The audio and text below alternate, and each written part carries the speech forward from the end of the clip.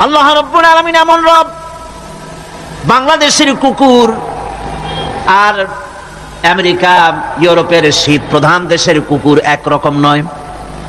আমাদের দেশের পশু ইউরোপ আমেরিকার শীত প্রধান দেশের পশু একরকম নয়। তার কারণ হলো আমাদের দেশে শীত কম, নাতিশীতোষ্ণ অঞ্চলের মধ্যে খানিকটা পড়ে যায়। এখানে পশুদের গায়ে কম পশম থাকলে কোনো অসুবিধা নাই। ভেড়া, ঘোড়া, কুকুর, বন্য প্রাণীকে কেউ তো কম্বল দেয় না, ল্যাপ দেয় না, রাজাই দেয় না, খাতা দেয় না, চাদর দেয় না। আল্লাহ রাব্বুল আলামিন তিনি এমন রব, শীত প্রধান দেশের পশুদের গায়ে পশম দিয়া চিরস্থায়ী কম্বল জড়ায় দিয়েছেন।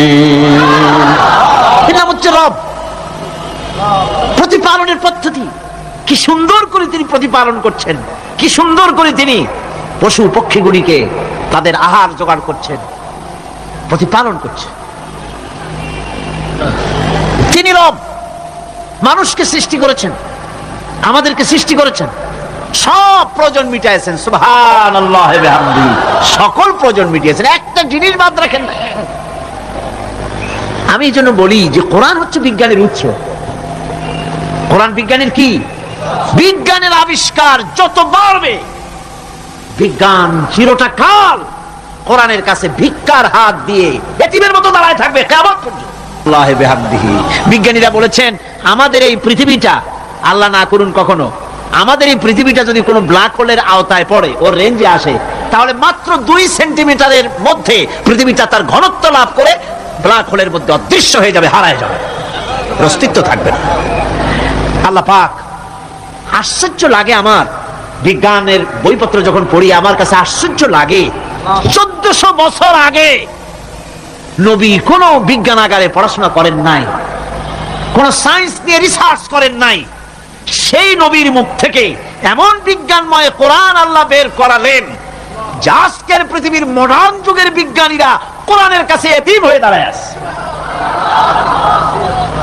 পৃথিবীর কোন বিজ্ঞানী বলতে পারবে না যে কোরআনে কারিমের অমুক আয়াতটা আনসাইন্টিফিক, এটা হাদিস আমাদের বিজ্ঞানের সাথে মিল খায় না, এমন কথা বলতে পারবে না। বরং কোরআন সার্টিফাই করবে তোমার এই বক্তব্য, তোমার এই থিওরি মোস্ট আনসাইন্টিফিক। কোরআন বলবে, ওরা বলতে পারবে না যে আয়াতটা আনসাইন্টিফিক।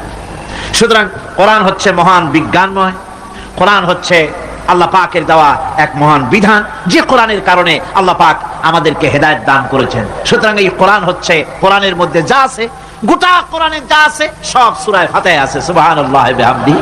আল্লাহ পাক বলছেন আলহামদুলিল্লাহি রাব্বিল আলামিন। মহব্বতের সাথে পড়েন সবাই, আলহামদুলিল্লাহি রাব্বিল আলামিন। সমস্ত প্রশংসা, যাবতীয় প্রশংসা সে আল্লাহ পাকের, যিনি তামাম জাহানের পালনেওয়ালা রব। আল্লাহ পাক তার কাছে যখন বান্দা আলহামদুলিল্লাহি রাব্বিল আলামিন বলে, তখন প্রশ্ন হয় যে তার, যার প্রশংসা তুমি করছো, তোমরা করছো, তার কি আরো কোনো গুণকীর্তন আছে নাকি? আমরা বলি আর রহমানির রহিম, তিনি পরম দাতা এবং দয়ালু। রহমান এবং রহিম দুটি হচ্ছে সমঅর্থবোধক, প্রায় কাছাকাছি অর্থবোধক শব্দ। অসীম মেহেরবান এবং বিশেষ করুণাময় তিনি, যিনি রহমান এবং রহিম। রহমান রহিম আল্লাহ পাকের দুটি গুণবাচক নাম। রহমান অপেক্ষা রহিম অপেক্ষা রহমান, এটা হচ্ছে বেশি ব্যাপক অর্থবোধক, যার জন্য তাফসীরে বলা হয়েছে আর রহমানু যুর রাহমাতিশ শামিলা বিজামিল খালায়েক ফিদ দুনিয়া ওয়াল মুমিনিনা ফিল আখিরাহ। অর্থাৎ রহমান তিনি, যিনি এমন রহমতের মালিক যা বিশেষত গোটা বিশ্বের সমস্ত মানুষের জন্য প্রযোজ্য। আর রহিম হচ্ছে শুধু কিয়ামতের দিন পৃথিবীতে রহমান, তিনি দয়াবান পৃথিবীর সমস্ত মানুষের জন্য এবং কিয়ামতে শুধু মুমিনদের জন্য। রহমান কিয়ামতে শুধু মুমিনদের জন্য। আর রহিম হচ্ছে আর রহিম যুর রাহমাতি শামিলা লিল মুমিনিনা ইয়াউমিল কিয়ামা। রহিম হচ্ছে শুধুমাত্র কিয়ামতের দিন আল্লাহ রাব্বুল আলামিন শুধু মুমিন লোকদের জন্য এই বিশেষ দয়া কিয়ামতের দিন করবেন। এখন রহমান হচ্ছেন পৃথিবীর সমস্ত মানুষের জন্য, সমস্ত প্রাণীর জন্য। তার দান থেকে কেউ বঞ্চিত থাকবে না, সকলের জন্য তার দানের দরজা অবারিত, উন্মুক্ত। এই পৃথিবীর বুকে আমরা দেখতে পাই মানুষ তার বন্ধুদেরকেই দেয়, শুধু সরকার হোক আর সাধারণ মানুষ হোক, আপনজনদেরকে, নিজের দলকেই বেশি নেয়। কথা ঠিক কিনা? নিজের দলের প্রতি, আত্মীয় স্বজনের প্রতি স্বজন প্রিয়তা মানুষের শরীরের ভিতরে রোগ হিসাবে কাজ করে, আর এভাবে করে নিজের দল আর আত্মীয় স্বজনকে বেশি করে সুযোগ সুবিধা দেয়। শত্রুকে কেউ দেয় না, শত্রুকে কেউ ডেকে ডেকে কোনো জিনিস দিতে চায় না বা দেয় না। আল্লাহ রাব্বুল আলামিন এমন রহমান, এমন দয়াবান, এমন মেহেরবান, যারা তার ইবাদত করে, যারা তাকে স্বীকার করে, আল্লাহ বলে তাকে যারা সেজদা দেয়, আল্লাহ পাক তাদেরকেও দেন। আর যারা আল্লাহকে অস্বীকার করে, আল্লাহ রাব্বুল আলামিনকে মানে না, তার গুণাবলী কি স্বীকার করে না, তার অস্তিত্ব স্বীকার করে না, তারপরেও আল্লাহ রাব্বুল আলামিন কোন নাফরমান বান্দাকেও রহমত থেকে বঞ্চিত করেন না।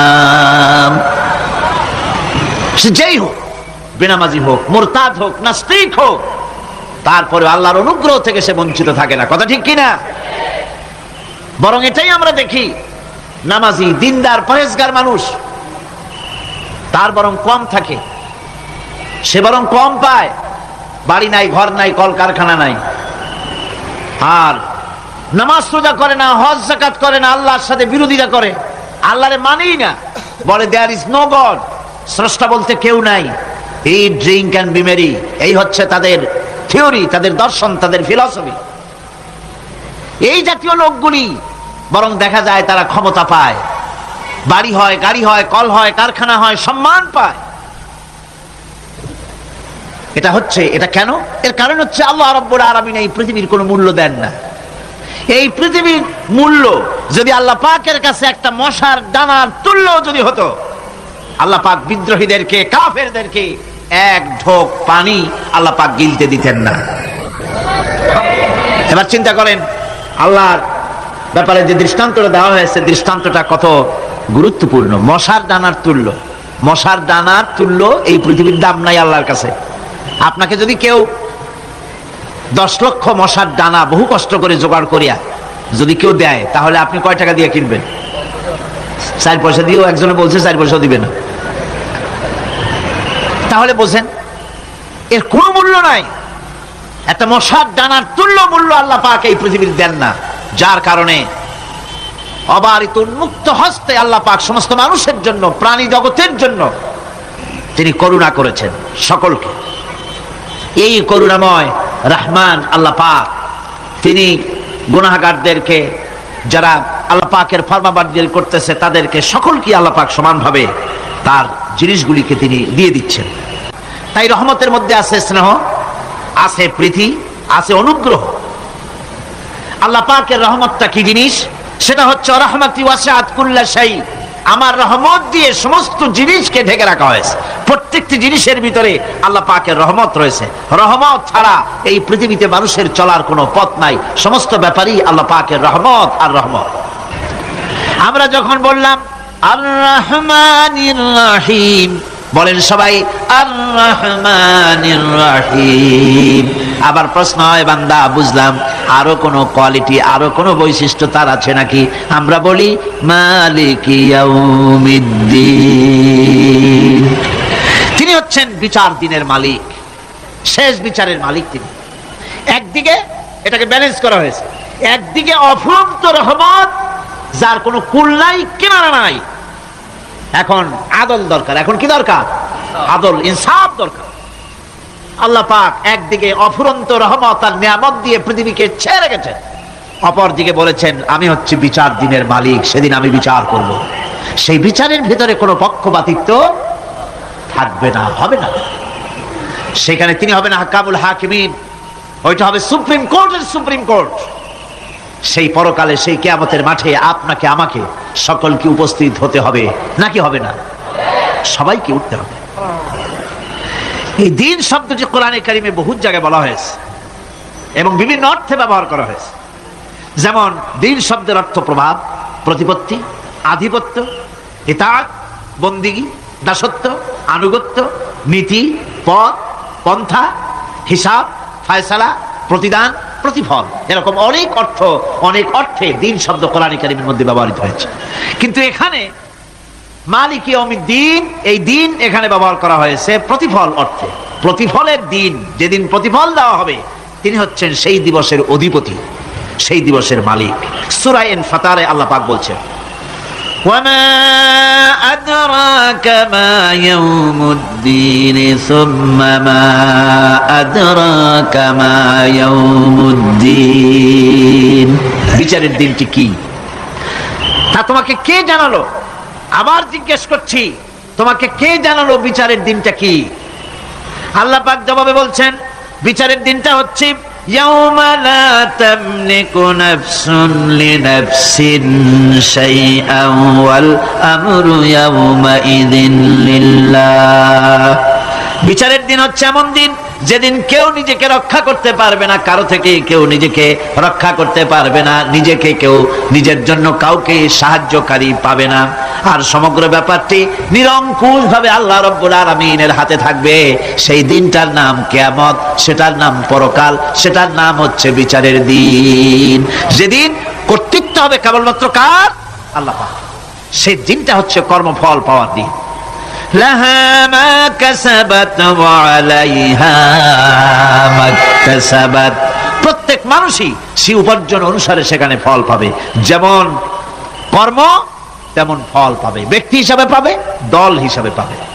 تلك أمة قد خلت لها ما كسبت ولكم ما كسبتم ولا تسألون عما يعملون। প্রত্যেক মানুষই তার উপার্জন অনুসারী ফল পাবে। যা সে পাবে তা নিজের উপার্জন ছাড়া আর কিছুই না, আর যে ফল পাবে সেটাও তার উপার্জন। সুতরাং কিয়ামতের দিন আল্লাহ মানুষের উপরে কোনো জুলম করবেন না, অত্যাচার করবেন না। আল্লাহ পাক তো তার বান্দার জন্য জুলুমকারী নন, ঠিক কিনা? আল্লাহ পাক বলছেন, মান আমিলা সালিহান ফালিনাফসিহি ওয়া মান আসাআ ফাআলাইহা ওয়া মা রাব্বুকা বিযাল্লামিল লিল আবিদ। যে ব্যক্তি পুণ্য কাজ করলো সে নিজের কাজে নিজের স্বার্থেই তা করলো। আমরা যে নামাজ পড়ি এটা কি আল্লাহর স্বার্থ? কথা কন, আল্লাহর স্বার্থ? সারা পৃথিবীর সমস্ত মানুষ যদি আল্লাহরে সেজদা দেয়, আল্লাহর ক্ষমতা আরো কিছু কালের জন্য বাড়বে নাকি? সমস্ত মানুষ যদি আল্লাহকে অস্বীকার করে, বিদ্রোহী ঘোষণা করে, বিদ্রোহ ঘোষণা করে, তাতে কি আল্লাহর ক্ষমতা শেষ হয়ে যাবে? নাউযুবিল্লাহি মিন যালিক। যেমন ছিলেন তেমনই থাকবেন। সুতরাং আমরা যা করি, আমরা নামাজ পড়ি নিজেদের জন্য, আল্লাহকে খুশি করার জন্য, কিন্তু কল্যাণটা আমার। কল্যাণটা কার? আমার। রোজা, হজ, যাকাত, তেলাওয়াত যা করি সব আল্লাহকে খুশি করার জন্য, কিন্তু স্বার্থ পুরাটাই আমার, আমার কল্যাণের জন্যই আমি করি। এবং আল্লাহ হচ্ছেন তিনি তোমাদের রব। ওমা রাব্বুকা বিযাল্লামিল লিল আবিদ। তোমাদের রব হচ্ছেন তিনি যিনি বান্দাদের উপরে কখনো অত্যাচার করেন না, জুলম করেন না, মেহেরবানি দিয়ে যিনি ছেয়ে রাখেন, তিনি হচ্ছেন আল্লাহ পাক। সুতরাং সেই কিয়ামতের মাঠে আল্লাহ পাকের দরবারে আমাদের সকলকেই উঠতে হবে। আল্লাহ পাকের দরবারে আমাদের সামনে, আল্লাহ পাকের সামনে দাঁড়াতে হবে। সেদিন আমাদেরকে কেউ বাঁচাতে পারবে না। সেদিন আল্লাহ পাক এর দরবারে যেন আমরা আসামি না হই, সেজন্য এই পৃথিবীতে কোরআন অনুযায়ী আমাদের জীবন গড়তে হবে, সুন্নাহ অনুযায়ী জীবন গড়তে হবে। তাহলে পরকালে আল্লাহ পাকের কাছে নাজাত পাওয়া যাবে। বড় কঠিন জায়গা, বড়ই কঠিন জায়গা। এবার প্রশ্ন হচ্ছে, তোমরা যারা আমার প্রশংসা করলে তোমরা কারা? জবাবে আমরা বলছি, ইয়াকা না'বুদু ওয়া ইয়াকা নাস্তাঈন। আয় আমার রব, আমরা হচ্ছি তোমার বান্দা, একমাত্র তোমারই গোলামি করি, একমাত্র একমাত্র তোমারই ইবাদত করি। আর কারো ইবাদত, এই শব্দটা লাগাইলে কি বোঝা যায়? যে আর কারো করি না, একমাত্র তোমারই ইবাদত করি, আর একমাত্র তোমারই কাছে সাহায্য প্রার্থনা করি। আমরা তোমার বান্দা। এবার প্রশ্ন হচ্ছে, চাও কি? পরিচয় তো শুনলাম, চাও কি? আল্লাহ রাব্বুল আলামিন আমাদেরকে শিখাই দিলেন কত বড় মেহেরবান তিনি, কত দয়ালু তিনি। তার কাছে চাওয়ার ভাষাটাও তিনি আমাদের শিখাই দিলেন। জনে কোন সুবহানাল্লাহ। রব্বুল আলামিন আমাদের শিখালেন এভাবে চাও, ইহদিনাস সিরাতাল মুস্তাকিম সিরাতাল্লাযীনা আন'আমতা আলাইহিম গায়রিল মাগদুবি আলাইহিম ওয়ালাদ-দাল্লিন। আয় আল্লাহ, ইহদিনাস সিরাতাল মুস্তাকিম, একটা রাস্তা চাই, সহজ সরল সঠিক একটি পথ চাই তোমার কাছে। সেই পথটা চাই যে পথ হচ্ছে নিয়ামত প্রাপ্তদের, অভিশপ্ত এবং পথভ্রষ্টদের পথ নয়। যে পথ নিয়ামত প্রাপ্তদের, ওই ধরনের একটা পথ আমরা চাই। পথ দেখাবার মালিককে কোরআনে কারীম বলছে, আল্লাহ রাব্বুল আলামিন বলেন, ওয়া আলাল্লাহি কাসদুস সাবিলি ওয়া মিনহা জাইরুন ওয়ালাউ শাআ লাহাদাকুম আজমাইন। ওয়া আলাল্লাহি কাসদুস সাবিল, সোজা রাস্তা বলে দেওয়ার দায়িত্ব আমি আল্লাহর। সোজা রাস্তা বলে দেওয়ার দায়িত্ব কার? তিনি বলছেন বলার দায়িত্ব আমার, সোজা রাস্তাটা আমি বলে দেব। আল্লাহ রাব্বুল আলামিনের কাছে বান্দা যখন রাস্তার দাবি করলো, সোজা পথ চাই, সহজ পথ একটা তোমার কাছে চাই, রব্বুল আলামিন সূরা ফাতিহার 7টা আয়াতের এই অভিনন্দন পত্রের জবাবে 30 পারা কোরআন শরীফ আল্লাহ পাক বান্দারে দান করে দিলেন। জবাবে বলে দিলেন, ওয়া আনি'বুদুনি হাযা সিরাতুম মুস্তাকিম। সোজা রাস্তাটা হলো আমার আনুগত্য, আমার গোলামি, আমার দাসত্ব, এটাই হলো সোজা রাস্তা। এই সোজা রাস্তাটা আমি বলবো। রাস্তা তো অনেক হতে পারে, কিন্তু সোজা রাস্তা বলে দেওয়ার দায়িত্ব কার? আল্লাহ পাক। দেখেন এই যে বিশাল মাহফিল, এই মাহফিলে যত লোক আসছে সব লোক কি একমতের, এক চিন্তার, এক আদর্শের? না। এই কয়েক লক্ষ জনতার ভেতরে হাজারো মতের লোক আছে, হাজারো চিন্তার লোক আছে, হাজারো আদর্শের লোক আছে। সব আদর্শ, সব চিন্তা, সব কি ঠিক?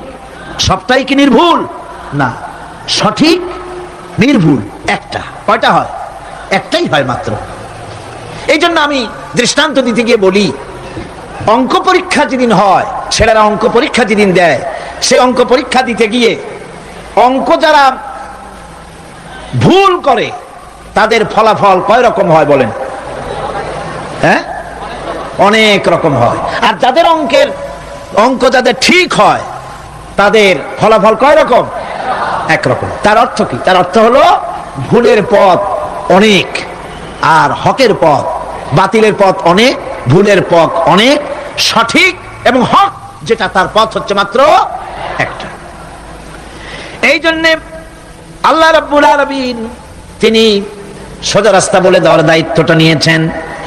কোরআন বলছে প্রত্যেকটি সৃষ্টির শুরু হতে শেষ পর্যন্ত 4টা স্তর পার হতে হয়। তার সর্বশেষ স্তর হলো হেদায়াত।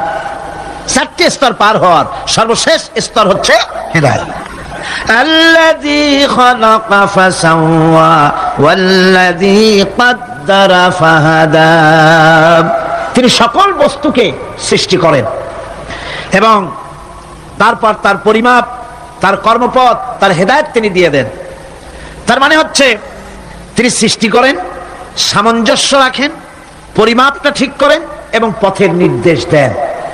সৃষ্টি করেই ছেড়ে দেন না, তার হেদায়েত দিয়ে দেন। তার পরিমাপটা ঠিক করেন, সামঞ্জস্য করেন। কিরকম? দেখুন, আপনি যখন দাঁড়ান তখন আপনার পায়ের উপরে হাঁটু থেকে হাঁটুর নিচের যে অংশ পা পর্যন্ত, ওইটাকে কি কয়?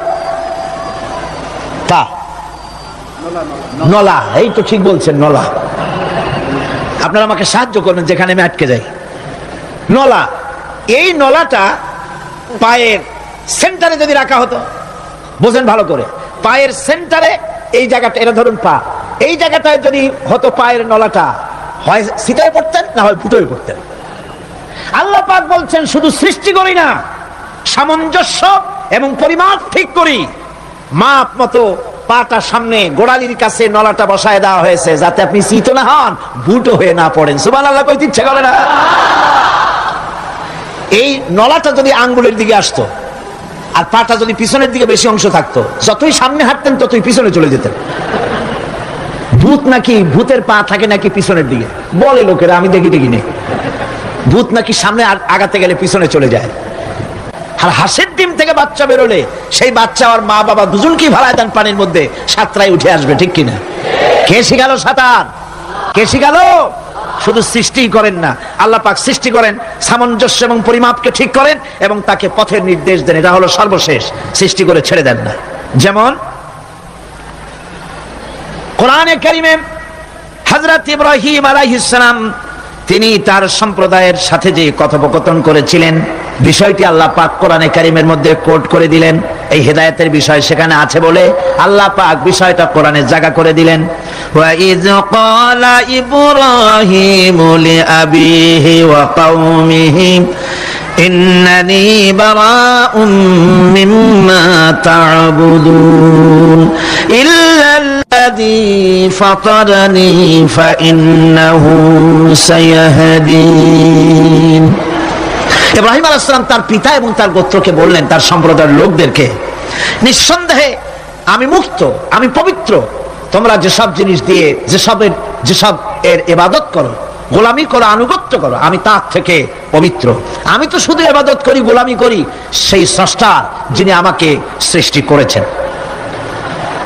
আমার সম্পর্ক শুধুমাত্র সেই সত্তার সাথে যিনি সৃষ্টি করেছেন।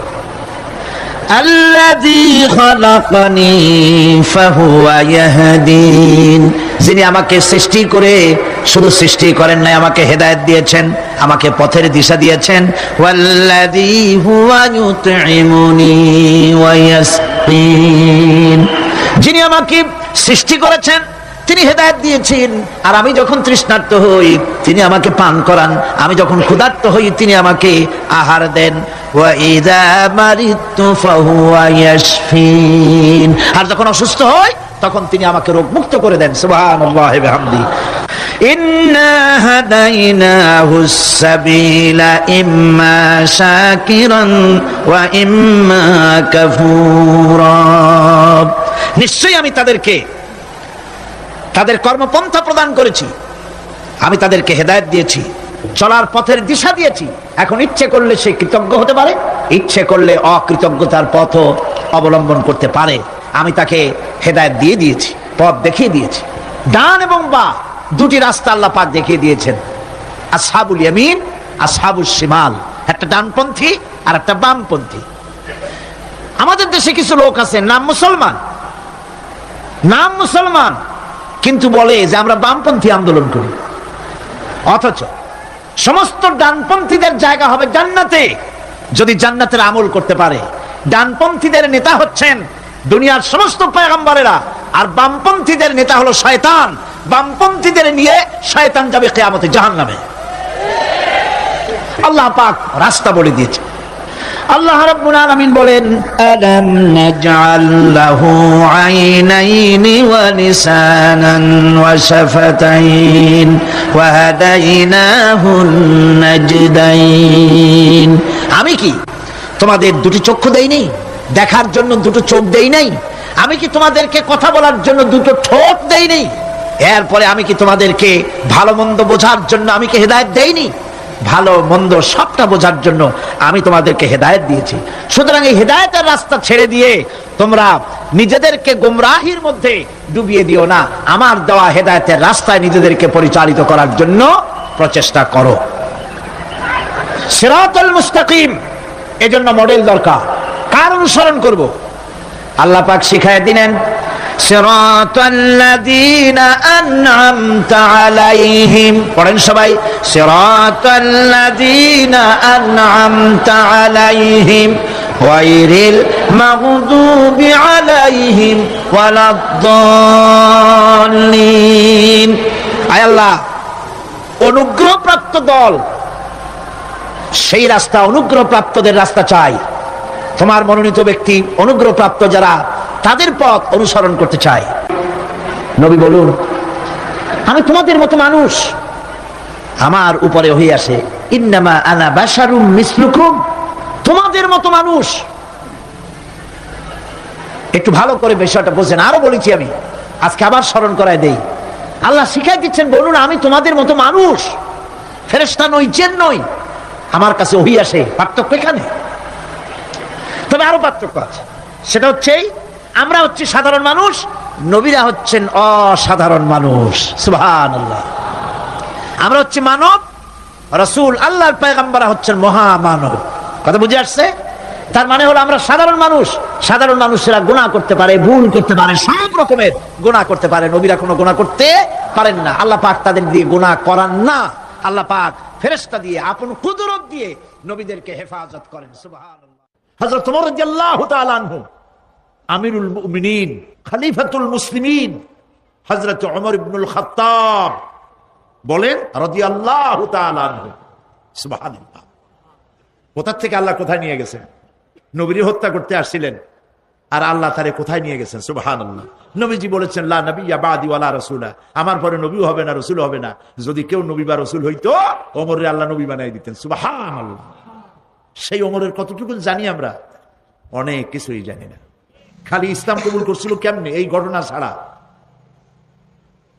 অনেক আলেমরাও জানেন না, ইল্লা মাশাআল্লাহ।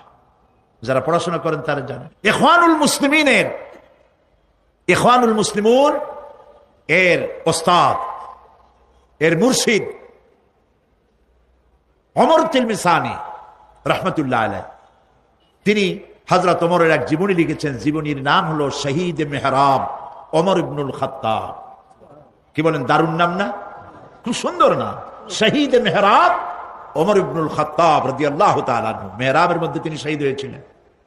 এটি আরবি বই, আরবি থেকে উর্দু হয়েছে। এটি বাংলায় ছিল না, আল্লাহর মেহেরবানি এটা বাংলাও হয়ে গেছে, আলহামদুলিল্লাহ বলেন। শহীদ মেহরাব ওমর ইবনুল খাত্তাব, আল কোরআন একাডেমি, লন্ডন। হযরত ওমর রাদিয়াল্লাহু তাআলা আনহুর এই বহুল বিশাল জীবনী গ্রন্থ বের করে বাংলা ভাষীদেরকে কৃতজ্ঞতা পাশে আবদ্ধ করেছে, আলহামদুলিল্লাহ বলেন। আপনারা কিনবেন, এখানে লাইব্রেরির সমূহতে এসে গেছে, কিনবেন, হযরত ওমর সম্পর্কে জানবেন। হযরত ওমর রাদিয়াল্লাহু তাআলা আনহু অন্ধকার রাত্রে একদিকে যাচ্ছিলেন, পেছনে কিছু লোক ছিল। হঠাৎ করে তিনি প্রশ্ন করলেন, আচ্ছা তোমাদের মধ্যে কেউ কি বলতে পারো কোরআনে কারীমের মধ্যে সবথেকে হতাশাব্যঞ্জক আয়াত কোনটি? অন্ধকারের ভেতরে একজনে জবাব দিলেন, ফামান ইয়া'মাল মিসকালা যাররাতিন খায়রান ইয়ারাহ ওয়া মান ইয়া'মাল মিসকালা যাররাতিন শাররান ইয়ারাহ। এর অর্থ হলো, যদি কেউ যারা পরিমাণ, সরিষা পরিমাণ ভালো কাজ করে কিয়ামতে সেটা দেখতে পাবে, আর যদি সামান্য সরিষা পরিমাণ গুনার কাজও করে, খারাপ কাজ করে, সেটা দেখতে পাবে।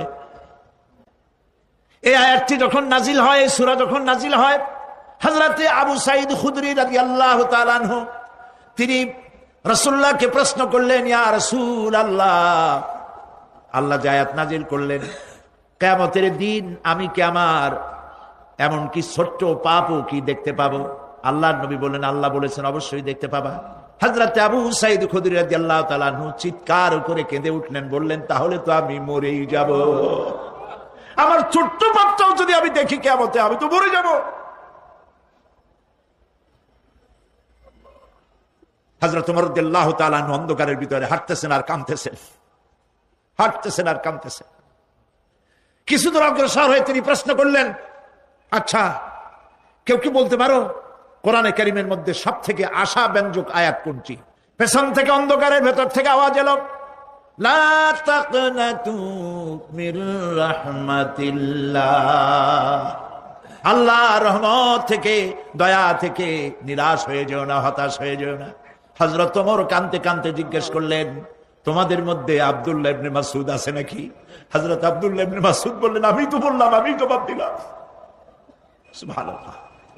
রাইসুল মুফাসসিরিন হযরত আব্দুল্লাহ ইবনে মাসউদ রাদিয়াল্লাহু তাআলা আনহু, তার পা খুব ছোট ছিল। হাদিস শরীফে এসেছে, সাহাবীরা তার পা দেখে একটু মুস্কি মুস্কি হাঁটতেছিল, এত ছোট পা। নবী করিম সাল্লাল্লাহু আলাইহি ওয়াসাল্লাম বললেন, আব্দুল্লাহ ইবনে মাসউদের পা ছোট দেখে হেসো না, কিয়ামতের দিন আব্দুল্লাহ ইবনে মাসউদের ছোট্ট পাটা উহুদ পাহাড়ের চাইতে ওজন বেশি হয়ে যাবে। সুবহানাল্লাহ, সুবহানাল্লাহ। প্রিয় ভাই সব, এই হচ্ছে নবী করিম সাল্লাল্লাহু আলাইহি ওয়াসাল্লাম তিনি মানুষের সামনে এসব কথাগুলি পরিষ্কার করে বলে দিয়েছেন। সেদিন কোন উপায় থাকবে না, সেই কিয়ামতের মাঠ। واتقوا يوما لا تجزي نفس عن نفس شيئا ولا يقبل منها شفاعة ولا يؤخذ منها عدل ولا هم ينصرون। সেদিন কেউ কারো সাহায্যে এগিয়ে আসবে না। প্রিয় ভাই সব, অসহায়, এর ইংরেজি হচ্ছে হেল্পলেস। সেদিন গত শুক্রবার এক পুলিশ সমাবেশে আমার জুমার খুতবা ছিল, কয়েক হাজার পুলিশ ছিল সেখানে। আমি আলোচনার মধ্যে এই আলোচনাটা সেখানে আসলো। বললাম, এই পৃথিবীতে আক্ষরিক অর্থে কোনো মানুষ হেল্পলেস হয় না, অসহায় হয় না। কেউ না কেউ সহায় হয়েই যায়, হয় স্বামী, না হয় পিতা, না হয় ছেলে, না হয় মেয়ে, না হয় আত্মীয়, না হয় সরকার। কেউ না কেউ সহায় হয়েই যায়। একেবারে হেল্পলেস এটা পৃথিবীতে হয় না। অসহায় কারে বলে? কিয়ামতের মাঠে মানুষ তা টের পাবে। আল্লাহ তাআলা কিয়ামতের দিন তুমি আমাদেরকে অসহায় করে দিও না। কিয়ামতের দিন তুমি আমাদের জন্য সহায় হয়ে যেও। আল্লাহ পাক বলছেন, সেদিনটি ভয় করো, যেদিন কেউ কারো সাহায্যে এগিয়ে আসবে না, কারো পক্ষে কোনো সুপারিশ গ্রহণ করা হবে না, কারো কাছ থেকে কোনো বিনিময় গ্রহণ করা হবে না, কাউকে কোনো সাহায্য করা হবে না। ইন্না লিল্লাহি ওয়া ইন্না ইলাইহি রাজিউন।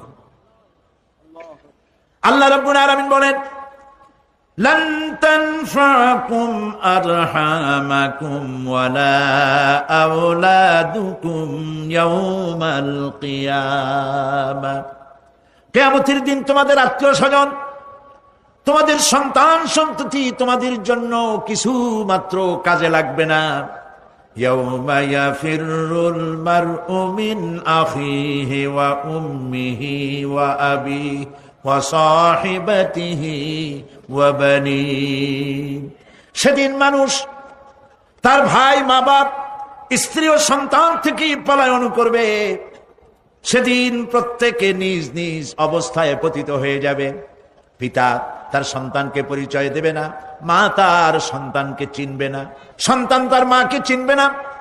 মানুষগুলি দৌড়াতে থাকবে, পালাতে থাকবে, কেউ কারো সাহায্য সেদিন করতে পারবে না। আমার প্রিয় ভাইরা, সেই কিয়ামতে আল্লাহ পাক আমলনামা আল্লাহর আদালতে মানুষের সামনে পেশ করা হবে। পার্থিব জীবনে মানুষ যা কিছু করেছে কোন জিনিস লুকায় রাখতে পারবে না, সব প্রকাশ পেয়ে যাবে। কিয়ামতের পূর্বেই আল্লাহ রাব্বুল আলামিন সব কিছুকে রেকর্ড করে রেখেছেন। আবারও বলছি, আল্লাহ পাক কোনো কিছু গোপন রাখেন নাই। কিভাবে রেকর্ড করছেন? وَكُلَّ إِنسَانٍ أَلْزَمْنَاهُ طَائِرَهُ فِي عُنُقِهِ وَنُخْرِجُ لَهُ يَوْمَ الْقِيَامَةِ كِتَابًا يَلْقَاهُ مَنشُورًا। প্রত্যেকের ভালো মন্দ কর্মলিপি আমি তার গলায় ঝুলাই দিছি। আমি তার জন্য কিয়ামতের দিন একটি কিতাব ওপেন করে দেব, গলায় ঝুলানো আছে। আজ বিজ্ঞানীরা আবিষ্কার করেছে মানুষের শরীরের মধ্যে ডিএনএর কথা। এই ডিএনএর মধ্যে সে কেমন হবে, তার প্রজ্ঞা, তার মেধা ইত্যাদি সবকিছু ওর মধ্যে ডিএনএর ভিতরে বিজ্ঞানীরা খুঁজে পাচ্ছে। আল্লাহ পাক মানুষের গলায় একটা টেপ রেকর্ডার লাগাই দিয়েছেন। সুবহানাল্লাহ বলেন। সেই টেপ রেকর্ড আমার এই যে বক্তৃতা ভিডিওতে ধারণ করা হচ্ছে, টেপে ধারণ করা হচ্ছে। এই বুদ্ধিগুলি কে দিছে? আরে ভাই, কথা বলবেন তো আল্লাহর নাম জোরে না। যে আল্লাহ বুদ্ধি দিয়ে আপনার আমার কথা রেকর্ড করাইতে পারে, সে আল্লাহ পাক আপনাদের আমার সাথে অদৃশ্য একটি টেপ রেকর্ড গলার মধ্যে ঝুলায় রাখছেন। এটা বিশ্বাস করবেন না? কিয়ামতের দিন এই রেকর্ড তার সামনে আল্লাহ পাক বলেন, একটা কিতাব ওপেন করে দেব। তারপরে বলা হবে, ইকরা কিতাবাকা কাফা বিনাফসিকাল ইয়াউমা আলাইকা হাসিবা। তাকে বলা হবে, নিজের কর্মলিপি পড়ে দেখো। আজ তুমি নিজেই নিজের হিসাবের জন্য যথেষ্ট। পড়ো, কোথায় যাবা? জাহান্নামে যাবা না বেহেশতে যাবা? তুমি নিজেই তোমার হিসাব করার জন্য যথেষ্ট। সুবহানাল্লাহ। সেদিন কোনো সাহায্যকারী পাওয়া যাবে না, ওকালতি করার জন্য কাউকে পাওয়া যাবে না। বিশ্বাস করুন, বিশ্বাস করুন, কোন পীর সাহেব, কোন খাজা বাবা কিয়ামতের দিন আপনার আমার উপকারে আসবে না, আসবে না, আসবে না। আমল ভালো হবে, আল্লাহ ক্ষমা করবেন। আমল ভালো নাই, পীর সাহেবরা কিচ্ছু করতে পারবেন না। কেউ কেউ মনে করেন পীর সাহেব আমার সুপারিশ করবেন। সুপারিশের কথাটা আজকে বলবো না, সুপারিশের কথা আসবে শেষের দিকে ইনশাআল্লাহ। বলেন ইনশাআল্লাহ। মনে করা হয় যে পীর সাহেবরা আমাদেরকে সুপারিশ করবেন। কিয়ামতের দিন আপনারাই দেখবেন ওনাদের সুপারিশ কে করে। যাদেরকে বলা হয় ওলিউল্লাহ, তারা আল্লাহর দৃষ্টিতে আদৌল্লাহ কিনা আপনার আমার জানা নাই। তার আমল কেমন আপনি জানেন না, বাইরের দৃশ্যটাই শুধু দেখেন। ওনার বউ বলতে পারবেন উনি খাঁটি পীর না ধান্দাবাজ, ওনার গ্রামের লোক বলতে পারবে। বিদেশ থেকে ভাড়া করা একজন আইনে মানুষের সামনে দেখানো যায় বিরাট একটা কিছু, কিন্তু তিনি বিরাট না কি এইটা তার বউ, তার গ্রামের মানুষ বুঝবে, ভালো করে চিনবে। বউ চেনে সব থেকে ভালো, সব থেকে ভালো করে চেনে কে? স্ত্রী। তারপরে চেনে ড্রাইভার, তার সাথে যে রাত দিন যে ড্রাইভার থাকে, তার সাথে যে খাদেম থাকে। এরা জানে, এরা দেখতে পায় এই লোকটা মুখ দিয়া যা বলে আসলে লোকটা এইরকম না। বুঝতে পারে কিনা? মানুষের সামনে ধান্দাবাজি করে অনেক কথা কথা বলে মানুষকে মন ভুলানো যায়। এই জন্য কবি বলেছেন, ये हाल तेरा जाल है मकसूद तेरा माल है, ये हाल तेरा जाल है मकसूद तेरा माल है, क्या जब तेरा चाल है लाखों को अंधा कर दिया। নিজের বুজুর্গ বানিয়ে মানুষের সামনে পেশ করছো, তোমার এই হাল হলো তোমার চাল। মানুষের পয়সা পকেটে ভরার জন্য এই কাম করতেছো, কেউ টের পায় না। আল্লাহ পাক ঠিকই টের পাচ্ছেন, ঠিক কিনা বলেন? আল্লাহ পাক ঠিকই টের পাচ্ছেন। বিশ্বাস করুন, কোন পীর সাহেব, কোন খাজা বাবা কিয়ামতের দিন মানুষের কোন উপকারে আসবে না। আল্লাহু আকবার। উপকার হবে কেবলমাত্র নেক আমল। ইয়া আইয়ুহাল্লাযীনা আমানু ওয়াবতাগু ইলাইহিল ওয়াসিলা।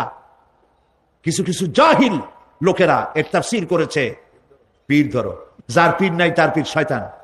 নাউযুবিল্লাহ। যদি এইটা সত্য হবে তাহলে ইমাম আবু হানিফার পীরকে, ইমাম শাফিঈর পীরকে, ইমাম আহমদ বিন হাম্বলের পীরকে, যারা এই কথা বলে তারা শয়তানের ওয়াসওয়াসায় নিমজ্জিত। ওয়াবতাগু ইলাইহিল ওয়াসিলা এর তাফসীর হচ্ছে আয় আমলে সালেহ, নেক কাজের ওসিলা ধরো। কি কাজের ওসিলা ধরো? নেক কাজের ওসিলা ধরো। কারণ কিয়ামতের দিন আল্লাহ পাক আরো পরিষ্কার করে বলছেন, লান তানফাকুম আরহামুকুম ওয়ালা আওলাদুকুম ইয়াউমাল কিয়ামা। কিয়ামতের দিন সন্তান সন্ততি আর সম্পদ কোনো কাজে লাগবে না, এগুলি কোনো উপকার হবে না মানুষের জন্য। আর সেখানে উৎকোচেরও কোনো কারবার চলবে না। এই পৃথিবীতে উৎকোচ দিয়ে অনেক কাম করা যায়, কিন্তু কিয়ামতে চলবে না। আল ইয়াউমা লা ইয়ানফাউ মালুন ওয়ালা বানুন। সুবহানাল্লাহ, সুবহানাল্লাহ। যেখানে কিয়ামতের দিন ধন, সন্তান, সন্ততি কোনো কাজে লাগবে না। আল্লাহ মানুষকে সতর্ক করতেছেন, মা ইয়ালফিযু মিন কাওলিন ইল্লা লাদাইহি রাকীবুন আতীদ। মানুষ এমন কোন কথা বলে না যা আমার ফেরেশতারা রেকর্ড করে না রাখে। যা করো তাও লেখা হয়, যা বলো তাও লেখা হয়ে যায়। দুনিয়ায় গোয়েন্দা বিভাগ আছে, আমার দেশে গোয়েন্দা বিভাগ আছে না? কি নাম কত? দুই একটা আন্দাজে কইলো আছে। CID, DIB, DFI, army intelligence, কত রকম গোয়েন্দা আছে, কত বাহিনী আছে, আপনি টের পাবেন না। পাগড়ি একটা বাদ দিয়ে আপনার সামনে বসা, আপনি বুঝবেন না যে আপনার আমল নামা রেকর্ড করতেছে ওখানে বসে। আপনি তো মনে করেছেন দরবেশ সাহেব 6 সেল্লা দিয়ে আসছে, কিন্তু তিনি গভর্নমেন্ট অফিসার, আপনার সর্বনাশ করতেছে, আপনি টের পাচ্ছেন না। এই যে যদি মানুষের রাষ্ট্র ঠিক রাখার জন্য দুনিয়ার সরকারের দরকার হয়, তাহলে আল্লাহ পাকের এই বিশাল সাম্রাজ্য রক্ষা করার জন্য আল্লাহর গোয়েন্দা বিভাগ নাই? আল্লাহ রাব্বুল আলামিন তার গোয়েন্দা বিভাগ কাজ করতেছি, আমরা বিশ্বাস করি না, আমরা বুঝতে পারি না, যার জন্য অন্যায়ের মধ্যে লিপ্ত হয়ে যাই। একবার আমি লন্ডন শহরে রাত্রে যাচ্ছি, রাত 2টা-2:30 হবে। প্রতিমধ্যে রেড সিগন্যাল জ্বলল, গাড়িটা থামায় দিল, সামনে আর গাড়ি টাড়ি নেই। আমি ড্রাইভারে বললাম যে গাড়ি টাড়ি তো নাই সামনে, আমরা তো ইচ্ছা করলে যেতে পারি। ড্রাইভার বলল পারি, কিন্তু যাব না। কেন যাবেন না? বলল যে এই সিগন্যালের সাথে ক্যামেরা আছে, অটোমেটিক ক্যামেরা। আমি যদি এখান থেকে এটাকে ক্রস করি, তাহলে আগামীকাল কোর্ট থেকে আমার নামে চিঠি আসবে। রাত 2:45, এই রঙের গাড়ি, এত নাম্বার গাড়ি, এবং আপনার চেহারা শরীফ এই, আপনি রাত 2:45 সময় রেড সিগন্যাল অমুক এলাকা থেকে ক্রস করেছেন, মেহরবানি করে কোর্টে আসেন আর জরিমানা দিয়ে যান। এই লোকটি এইখানে ক্যামেরা আছে, এটা চোখে দেখছে, সেই জন্য বিশ্বাস করলো। কিন্তু এই ক্যামেরায় স্ন্যাপ নেওয়ার জন্য কোনো ক্যামেরা ম্যান নাই, অথচ গাড়ি ক্রস করলেই, ওভার স্পিড করলেই ছবি তুলে ফেলবে। এই বুদ্ধিটা কে দিছেন? যিনি এই বুদ্ধিটা দিলেন, তার কাছে এমন কোনো বুদ্ধি নাই যে আপনার আমার অনবরত অটোমেটিক ক্যামেরা দিয়ে জীবনের সব কিছু আমাদের ধরে রাখে, এরকম কোন ক্যামেরা থাকতে পারে না, পারে কিনা? কিন্তু আমাদের কপাল খারাপ। ওই যে সিগারেটের প্যাকেটে লেখা আছে সংবিধিবদ্ধ সতর্কীকরণ, ধূমপান স্বাস্থ্যের জন্য ক্ষতিকর। প্যাকেটে লেখা আছে, হাতের মুঠায় ধরিয়া সিগারেট ধরে টান মারিয়া উপরে ফু দিয়া তাকায় দেখে ফু যায় কদ্দুর। ওইখানে ক্যামেরার সাথে কোনো মানুষ নাই, ক্যামেরা আছে তাই বিশ্বাস করে, কিন্তু আল্লাহর ক্যামেরাগুলি চোখে দেখে না। ওখানে যেমন রেড বর্ডার আছে, আল্লাহ রাব্বুল আলামিন জীবনের প্রত্যেকটি মোড়ে মোড়ে রেড বর্ডার লাগাই দিয়েছেন। জেনা করো না, একটি রেড সিগন্যাল। মদ পান করো না, আরেকটি রেড সিগন্যাল। মিথ্যা কথা বলো না, আরেকটি রেড সিগন্যাল। অহংকার করো না, আরেকটি রেড সিগন্যাল। বউকে বেপর্দা করো না, আরেকটি রেড সিগন্যাল। সুদ খেও না, ঘুষ খেও না, আরেকটি রেড সিগন্যাল। অসংখ্য রেড সিগন্যাল দিয়ে আল্লাহ পাক বলছেন তিলকা হুদুদুল্লাহ, এই হচ্ছে আল্লাহর বর্ডার, ফালা তাতাদুহা, অতএব আল্লাহর বর্ডারকে ক্রস করো না। কে নিষেধ করেছেন? মানুষেরা বিশ্বাস করেন। আল্লাহ রাব্বুল আলামিন কোরআনে কারীমের মধ্যে বলছেন ইয়ালামু খায়িনাতাল আ'য়ুনি ওয়া মা তুখফিস সুদূর। তোমার কথাগুলি রেকর্ড হয়, তোমার কাজগুলি রেকর্ড হয়, এমনকি তোমার মনের ভিতরে যে কল্পনা হয় সেগুলো রেকর্ড হয়। আর চোখে কি লুকোচুরি খেলে আল্লাহ তাও জানতে পারে। সানগ্লাস পরে চোখের ফাঁক দিয়া কারে দেখো, কেউ টের পায় না।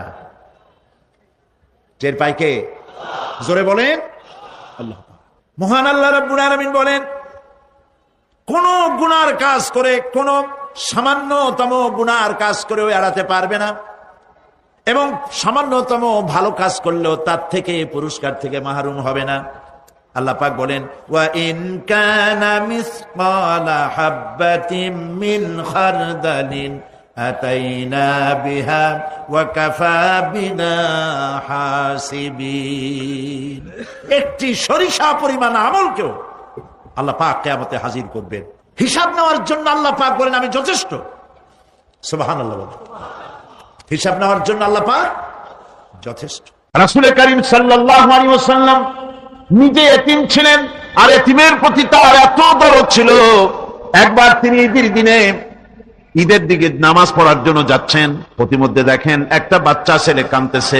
এই রাস্তায় কত মানুষ গেল, কেউ দাঁড়ালো না, থমকে বাচ্চার ক্রন্দন কাউকে থামাইতে পারলো না, কিন্তু বিশ্ব নবী, দয়ার নবী, রাহমাতুল্লিল আলামিন বাচ্চার কান্না দেখে পাও বাড়াতে পারলেন না। নবীজি দাঁড়ায় গেলেন, জিজ্ঞেস করেন, ও বাচ্চা, ঈদের দিনে কাঁদো কেন? ঈদের দিনে তো কাঁদতে নাই। বাচ্চা বলে, তোমার কাছে বলবো না, আমি সেই সকালবেলা থেকে বসে আছি, আমি যদি মক্কার আব্দুল্লাহর পুত্র মুহাম্মদ রাসূলুল্লাহ সাল্লাল্লাহু আলাইহি সাল্লামকে পাই, মনের দুঃখ তার কাছে বলবো। বিশ্ব নবী জমিনের উপরে বসে পড়লেন, বাচ্চারে কোলের উপরে উঠায় বলেন, বাচ্চা বলো কি তোমার দুঃখ? তুমি যার জন্য বসেছো আমি তো সেই এতিম নবী, কি বলতে চাও?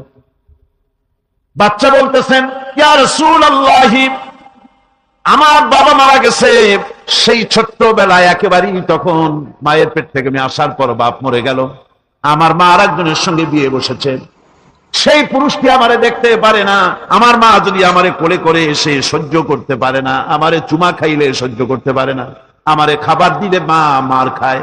আজ ঈদের দিনে রাতে আমার মা আমাকে বলল, বাবারে তোমার কপাল খারাপ, তোমার বাবা মারা গেছে, তোমাকে সাহায্য করার কেউ নাই, আমি তোমার যত্ন করতে পারলাম না, কোলে নিয়ে চুমাও দিতে পারি না, আমার এমনই কপাল খারাপ। সুতরাং এতিমের দরদ এতিম ছাড়া কেউ বুঝবে না। তুমি আজ চলে যাও, ওই রাস্তায়, ঈদের রাস্তায় দাঁড়ায় থাকো, মাঠের রাস্তার পাশে, বিশ্ব নবীর কাছে তোমার দুঃখ বলো, এতিমের দুঃখ তিনি বুঝবেন। আমি মায়ের কথা মতো এই জায়গায় এতক্ষণ বসে আছি, হুজুর আপনি দয়া করে, আমার কথা তো আপনার কাছে বললাম, আমার মনের এই দুঃখ। নবীজি বাচ্চার কথা শুনতেছিলেন, চোখ দিয়া পানি পড়তেছিল, বাচ্চাকে বুকের সঙ্গে জড়িয়ে ধরে নবীজি বলেন, ও এতিম, মুহাম্মদ সাল্লাল্লাহু আলাইহি ওয়াসাল্লাম যদি তোমার পিতা হন আর হযরতে আয়েশা যদি তোমার মা হয়ে যায়, বলো তোমার মনের দুঃখ মেটে নাকি? ছেলে দুঃখে কেঁদে উঠলো আর বলল, ইয়া রাসূলুল্লাহ, আপনি যদি আমার পিতা হন আর আয়েশা যদি আমার মা হয়ে যায়, এর থেকে বড় সৌভাগ্যের আমার তো আর কিছুই নাই। নবীজি এতিমকে বাড়ি নিয়ে গিয়ে হযরতে আয়েশার হাতে তুলে দিয়ে বললেন, আয়েশা রে, পবিত্র ঈদের দিনে আল্লাহ রাব্বুল আলামিন তোমার জন্য একটা উপহার পাঠিয়েছেন, এটা যত্ন করো। এতিমের প্রতি দরদ রাখার জন্য আল্লাহ রাব্বুল আলামিন বলেছেন, এতিম, মিসকিন, বিধবা, অসহায় লোক, তাদের প্রতি যাতে করে মুসলিম সমাজ লক্ষ্য রাখে, সেজন্য আল্লাহ পাক নির্দেশ করেছেন। বুখারী এবং মুসলিম শরীফের হাদিসে এসেছে, আসসাই আলাল আরমারাত ওয়াল মিসকিন কাসাই ফি সাবিলিল্লাহ। বিধবাদের জন্য, মিসকিনের জন্য কেউ যদি কোনো উদ্যোগ গ্রহণ করে, কেউ কোনো সাহায্য দেয়, জিহাদের ময়দানে জিহাদ করে আল্লাহর রাস্তায় যে সওয়াব পাওয়া যায়, যে মর্যাদা পাওয়া যায় আল্লাহর কাছে, এটি মিসকিন বিধবাকে সাহায্য করলে সেই সওয়াব আল্লাহ রাব্বুল আলামিন আমলনামায় দিয়ে দেন। তার চরিত্রই প্রমাণ করে নবীদেরকে বাইনাত দেওয়া হয়েছে, এমন চরিত্র আচার আচরণ দেওয়া হয়েছে যাতে করে লোকেরা অভিভূত হয়ে যায়, আকৃষ্ট হয়ে যায়। হযরতে যায়েদ, তিনি তো কৃতদাস ছিলেন, হারায় গেলেন বাপ-মা থেকে, আর এরপরে কুদরতকারে মুহাম্মদ সাল্লাল্লাহু আলাইহি ওয়াসাল্লামের ঘরে উঠায় দিল। তিনি তখন আল্লাহর নবী, তখন নবুয়তের দায়িত্ব পান নাই। যায়েদের পিতার কাছে খবর হয়ে গেল, যায়েদ আছে রাসূলের বাড়িতে, মুহাম্মদ সাল্লাল্লাহু আলাইহি ওয়াসাল্লামের বাড়ি মক্কায়। তারা এসে হুজুরের সঙ্গে দেখা করে বললেন, মুহাম্মদ সাল্লাল্লাহু আলাইহি ওয়াসাল্লাম, জানতে পেরেছি আপনার কাছে আমাদের ছেলে যায়েদ আছে, মেহেরবানি করে তাকে আমাদেরকে ফিরায় দেন। হুজুর বলেন, যায়েদ যদি তোমাদেরকে চিনতে পারে আর যদি যেতে চায়, আমার পক্ষ থেকে কোনো আপত্তি নাই, অবশ্যই যাবে। তবে যায়েদ যদি যেতে না চায়, আমি এমন লোক নই যে কেউ আমার কাছে থাকতে চাইলে আমি জোর করে তাকে ছেড়েও দিতে পারি না, আমি তেমন লোক নই। পিতা বললেন, আপনি অবশ্যই যুক্তিপূর্ণ কথা বলেছেন। হযরতে যায়েদ কানা হলো। হুজুর বললেন, তুমি কি চেনো এদেরকে? যায়েদ বললেন, চিনি, ইনি আমার বাবা, উনি আমার চাচা। যায়েদের পিতা বলেন, বাবারে বাড়ি চলো, তোমার মাকে দেখে যে হয়রান, চলো বাড়ি যাই, বাড়ি যা কিছু আছে সব তোমাকে ফিরিয়ে দেওয়া হবে। হযরতে যায়েদ বলতেছেন, পিতা বাড়িতে যা আছে তাই শুদ্ধ, তামাম দুনিয়াটা যদি আমারে দেওয়া হয়, এই লোকটির কাছে থেকে যে ব্যবহার পেয়েছি, আমি এই লোকের কদম ছেড়ে যেতে পারি না। তার চরিত্রই প্রমাণ করে তিনি নবী, কি ব্যবহারটা পেয়েছেন। হযরত আনাস রাদিয়াল্লাহু তাআলা ছোট মানুষ, 8 বছর বয়সের সময় হুজুরের খাদেম হয়ে হুজুরের বাড়িতে আসলেন। আচ্ছা, 8 বছর বয়সের কিশোর ভুল তো করতেই পারে। গরম পানি চাইলে ঠান্ডা পানি এনে দেবে, স্যান্ডেল চাইলে জুতো আনবে, বিছানা বিছাইতে বললে উঠাই দেবে। এটা স্বাভাবিক, কিশোর মানুষ, ছোট মানুষ। এবার শুনুন, বাইয়ানাত কারে বলে? নবীদের বাইয়ানাত আল্লাহ যে দিয়েছেন সেটা কি জিনিস? সেটা হলো উন্নত মানের চরিত্র, তার ব্যবহার, ওঠা বসা যা দেখলে মানুষ বুঝতে পারে তিনি আল্লাহর নবী। হযরতে আনাসের মুখে শুনুন, হযরতে আনাস রাদিয়াল্লাহু তাআলা আনহু বলেন, একাধিক ক্রমে টানা 10টি বছর রাসূলের খেদমতের ভিতরে নিয়োজিত ছিলাম। 10টি বছরের ভিতরে একটা দিনের জন্য নবীজি আমাকে ধমক দিয়ে কথা বলেন নাই। তো ধমক দিলেন না আমারে, এটা করছো কেন, এটা করো নাই কেন? সুবহানাল্লাহ বিহামদিহি। গোটা পৃথিবীর সমস্ত মুমিন মুসলমানদের, পুরুষ আর নারীদের জীবন, কলিজা, রক্ত রাসূলের কদম মোবারক উৎসর্গ হয়ে যায়। আমার ভাইরা, রাসূল পাক সাল্লাল্লাহু আলাইহি ওয়াসাল্লাম আল্লাহর নবী এমন এক মহান সত্তা ছিলেন যে তিনি দোয়া আল্লাহর দরবারে হাত উঁচু করতে দেরি আছে, কিন্তু দোয়া কবুল হতে দেরি নাই। হিজরত করে মদিনায় এসেছেন, নামাজ পড়তে দিল চায়, কাবা শরীফের দিকে ফিরে যদি নামাজ পড়তে পারতাম দিলটা বড় ভালো লাগতো, কিন্তু হাত উঁচু করে মোনাজাত করতেছেন না, আল্লাহর কাছে বলতেছেন না যে আল্লাহ তুমি আমার কিবলাটা বাইতুল মুকাদ্দাস থেকে ফিরাইয়া মক্কা শরীফে বাইতুল্লাহর দিকে ফিরাইয়া দাও। মুখেও বলতেছেন না, মনেও না, শুধু আকাশের দিকে বারবার তাকাচ্ছেন, মোনাজাত করেন নাই। মনে মনে আশা পোষণ করতেছেন যদি এমন একটা ওহী নাযিল হয়ে যেত। আল্লাহ রাব্বুল আলামিন সঙ্গে সঙ্গে রাসূল যোহরের নামাজ পড়তেছিলেন, 2 রাকাত পড়া হয়ে গেছে, এমন সময় ওহী নাযিল হয়ে গেল, قد نرى تقلب وجهك في السماء। নবী, আমি দেখতে পেয়েছি বারবার আপনি আকাশের দিকে তাকাচ্ছেন। فلنولينك قبلة ترضاها فول وجهك شطر المسجد الحرام। আর দেরি নাই, আপনার মনের আশা পুরো হয়ে গেছে, এক্ষুনি আপনার কিবলা পরিবর্তন করুন। হুজুর 2 রাকাত পড়েছিলেন বাইতুল মাকদাসের দিকে ফিরে, বাকি 2 রাকাত তিনি মক্কা শরীফের কাবা শরীফের দিকে ফিরলেন। আজও পর্যন্ত সেই মসজিদ আছে, সাক্ষ্য দিচ্ছে নবীর কথা কিভাবে মঞ্জুর হয়। মসজিদে কিবলা তাই মদিনা মুনাওয়ারায় সে মসজিদ আজও আছে। ভাইরা আমার, রাসূল পাক সাল্লাল্লাহু আলাইহি ওয়াসাল্লাম এত বড় মর্যাদা সম্পন্ন ব্যক্তিত্ব, মহান ব্যক্তিত্বের উম্মতের মধ্যে আল্লাহ আমাদের শামিল করেছেন। শুকরিয়া স্বরূপ আমরা পড়ি আলহামদুলিল্লাহ। জোরে সোরে পড়েন আলহামদুলিল্লাহ। আমার ভাইয়েরা, মর্যাদা এত বেশি আল্লাহ রাসূলকে আল্লাহ রাব্বুল আলামিন দান করেছেন। এই পৃথিবীতে কোন মানুষের সঙ্গে যদি আপনি বেয়াদবি করেন, তিনি আপনার বাপ হোক, তিনি আপনার মা হন, অথবা আপনার উস্তাদ হন, অথবা আপনার পীর হন, যে কেউ হোক না কেন, কারোর সঙ্গে যদি কোনো বেয়াদবি হয়ে যায় তো শুধু একটা বেয়াদবি ছাড়া আর কিছুই না। কিন্তু নবীজির সঙ্গে যদি কেউ বেয়াদবি করে সেটা শুধু বেয়াদবি থাকে না, কুফরি হয়ে যায়। রাসূলুল্লাহকে কেউ তাওহীন করলে, অসম্মান করলে, সমালোচনা করলে কাফের হয়ে যায়, যেমন কি হয়ে যায়। কত বড় মর্যাদা। রাসূল পাক সাল্লাল্লাহু আলাইহি ওয়াসাল্লাম, তার সামনে সাহাবায়ে কেরাম বসা, হুজুর কথা বলছেন, সাহাবায়ে কেরাম তারাও কথা বলছেন। কথা বলতে বলতে এক পর্যায়ে সাহাবীদের গলার আওয়াজ বড় হয়ে গেছে, হুজুরের গলার আওয়াজ শোনা যায় না, সাহাবীদের গলার আওয়াজটা বড় হয়ে গেল। আল্লাহ রাব্বুল আলামিন এতটুকু বরদাস্ত করলেন, আমার নবীর গলার আওয়াজের চাইতে তোমাদের আওয়াজ বড় হলো কেন? সঙ্গে সঙ্গে ওহী নাযিল হয়ে গেল। আল্লাহ রাব্বুল আলামিন বলেন, ইয়া আইয়ুহাল্লাযীনা আমানু লা তারফাউ আসওয়াতাকুম ফাওকা সাওতিন নবী।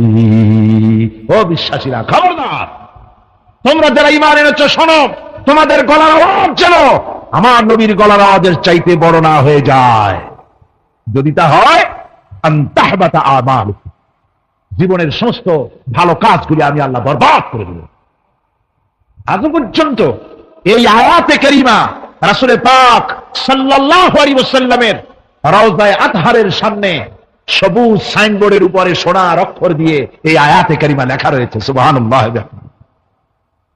সর্বকালের, সর্বযুগের সর্বশ্রেষ্ঠ মহামানব, সর্বশ্রেষ্ঠ বিশ্বনবী, আল্লাহর পরে যার মর্যাদা, তিনি হচ্ছেন মুহাম্মদ রাসূলুল্লাহ সাল্লাল্লাহু আলাইহি ওয়াসাল্লাম। ধুলির ধরা থেকে রাসূলকে আরশে আজিমে নিয়ে যাওয়া হবে।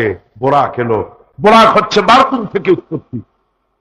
এর অর্থ হচ্ছে বিজলি, বৈদ্যুতিক গতি সম্পন্ন, ঘোড়ার চাইতে ছোট, খচ্চরের চাইতে বড়, এই জাতীয় একটা প্রাণীর মতো হযরতে জিবরাইল নিয়ে আসলেন। আমাদের দেশে কারো কারো বাড়িতে আয়নায় বান্দানো থাকে এই ছবিটা। ঘোড়া আছে, দুইটা ডানা আছে, মাথাটা মেয়ে লোকের মতো, চুলগুলো ঝুলে পড়ছে, নিচে লেখা আছে হাজা বুরাকুন নবী সাল্লাল্লাহু আলাইহি ওয়াসাল্লাম। আন্দাজে কোথায় পাইছে আল্লাহ? মিথ্যে কথা, বাজে কথা। আল্লাহ এরকম একটা মেয়ে লোক মার্কা ঘোড়া পাঠাইছিল হুজুরকে নেওয়ার জন্য, এটা কথা হইল? রাসূলকে মক্কা থেকে, উম্মে বাবে উম্মে হানি থেকে হুজুরকে বের করে নিয়ে যাওয়া হলো বাইতুল মাকদাসে। সমস্ত পয়গম্বর, দুনিয়া আল্লাহ যাদের পাঠিয়েছিলেন, সমস্ত রূহ উপস্থিত ছিল সেখানে। রাসূল করিম সাল্লাল্লাহু আলাইহি ওয়াসাল্লাম এখান থেকে মেরাজ করলেন। এতটুকু ছিল ইসরা। কোরআনে কারীম বলছে, আজকের কারি সাহেব যেখান থেকে তেলাওয়াত করেছিলেন, সুবহানাল্লাযী আসরা বিআবদিহি লাইলাম মিনাল মাসজিদিল হারামি ইলাল মাসজিদিল আকসা। সুবহানাল্লাযী, সমস্ত দুর্বলতা, অক্ষমতা থেকে মুক্ত সেই সত্তা যিনি তার বান্দাকে ইসরা করিয়েছেন, মেরাজ করিয়েছেন। সুবহানাল্লাহ। সমস্ত দুর্বলতা, অক্ষমতা থেকে মুক্ত তিনি পার করে নিয়ে গিয়েছেন। আর পরে মুহূর্তের ভিতরে মহাশূন্য পাড়ি দিয়ে, সেই মহাশূন্য মানে কি? এইখান থেকে সূর্য কত দূরে? 9,30,00,000 মাইল দূরে এখান থেকে সূর্য।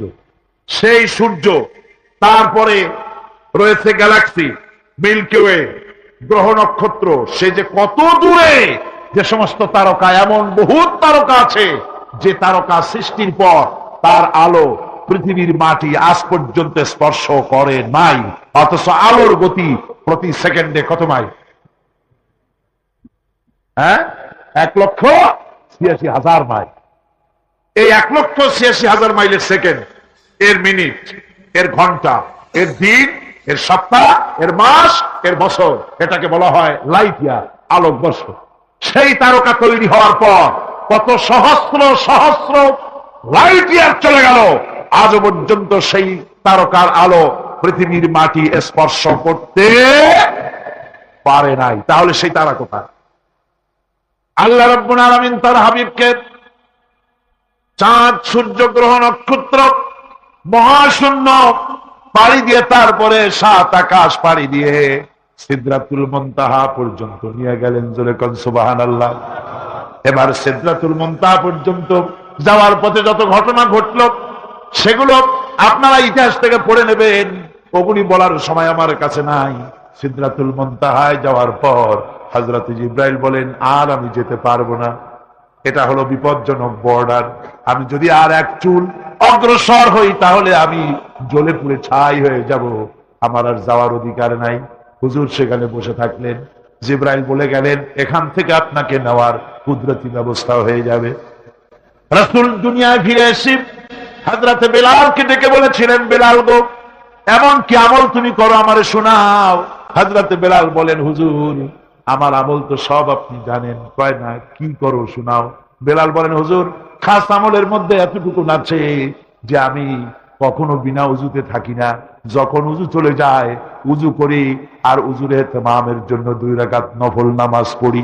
হুজুর বলেন, বেলাল তুমি এই আমল ছাড়বা না, কারণ সিদরাতুল মুনতাহায় হযরত জিবরাইল আমারে যখন ছেড়ে চলে গেলেন, আমার একা একা বড় ভয় লাগতে লাগলো।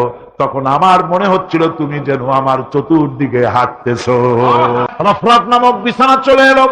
কুদরতি এই বিছানায় চড়ে নবীজি আল্লাহ রাব্বুল আলামিনের দরবারে আরশে আজিমে পৌঁছে গেলেন। জোরে বলেন সুবহানাল্লাহ, জোরে বলেন সুবহানাল্লাহ।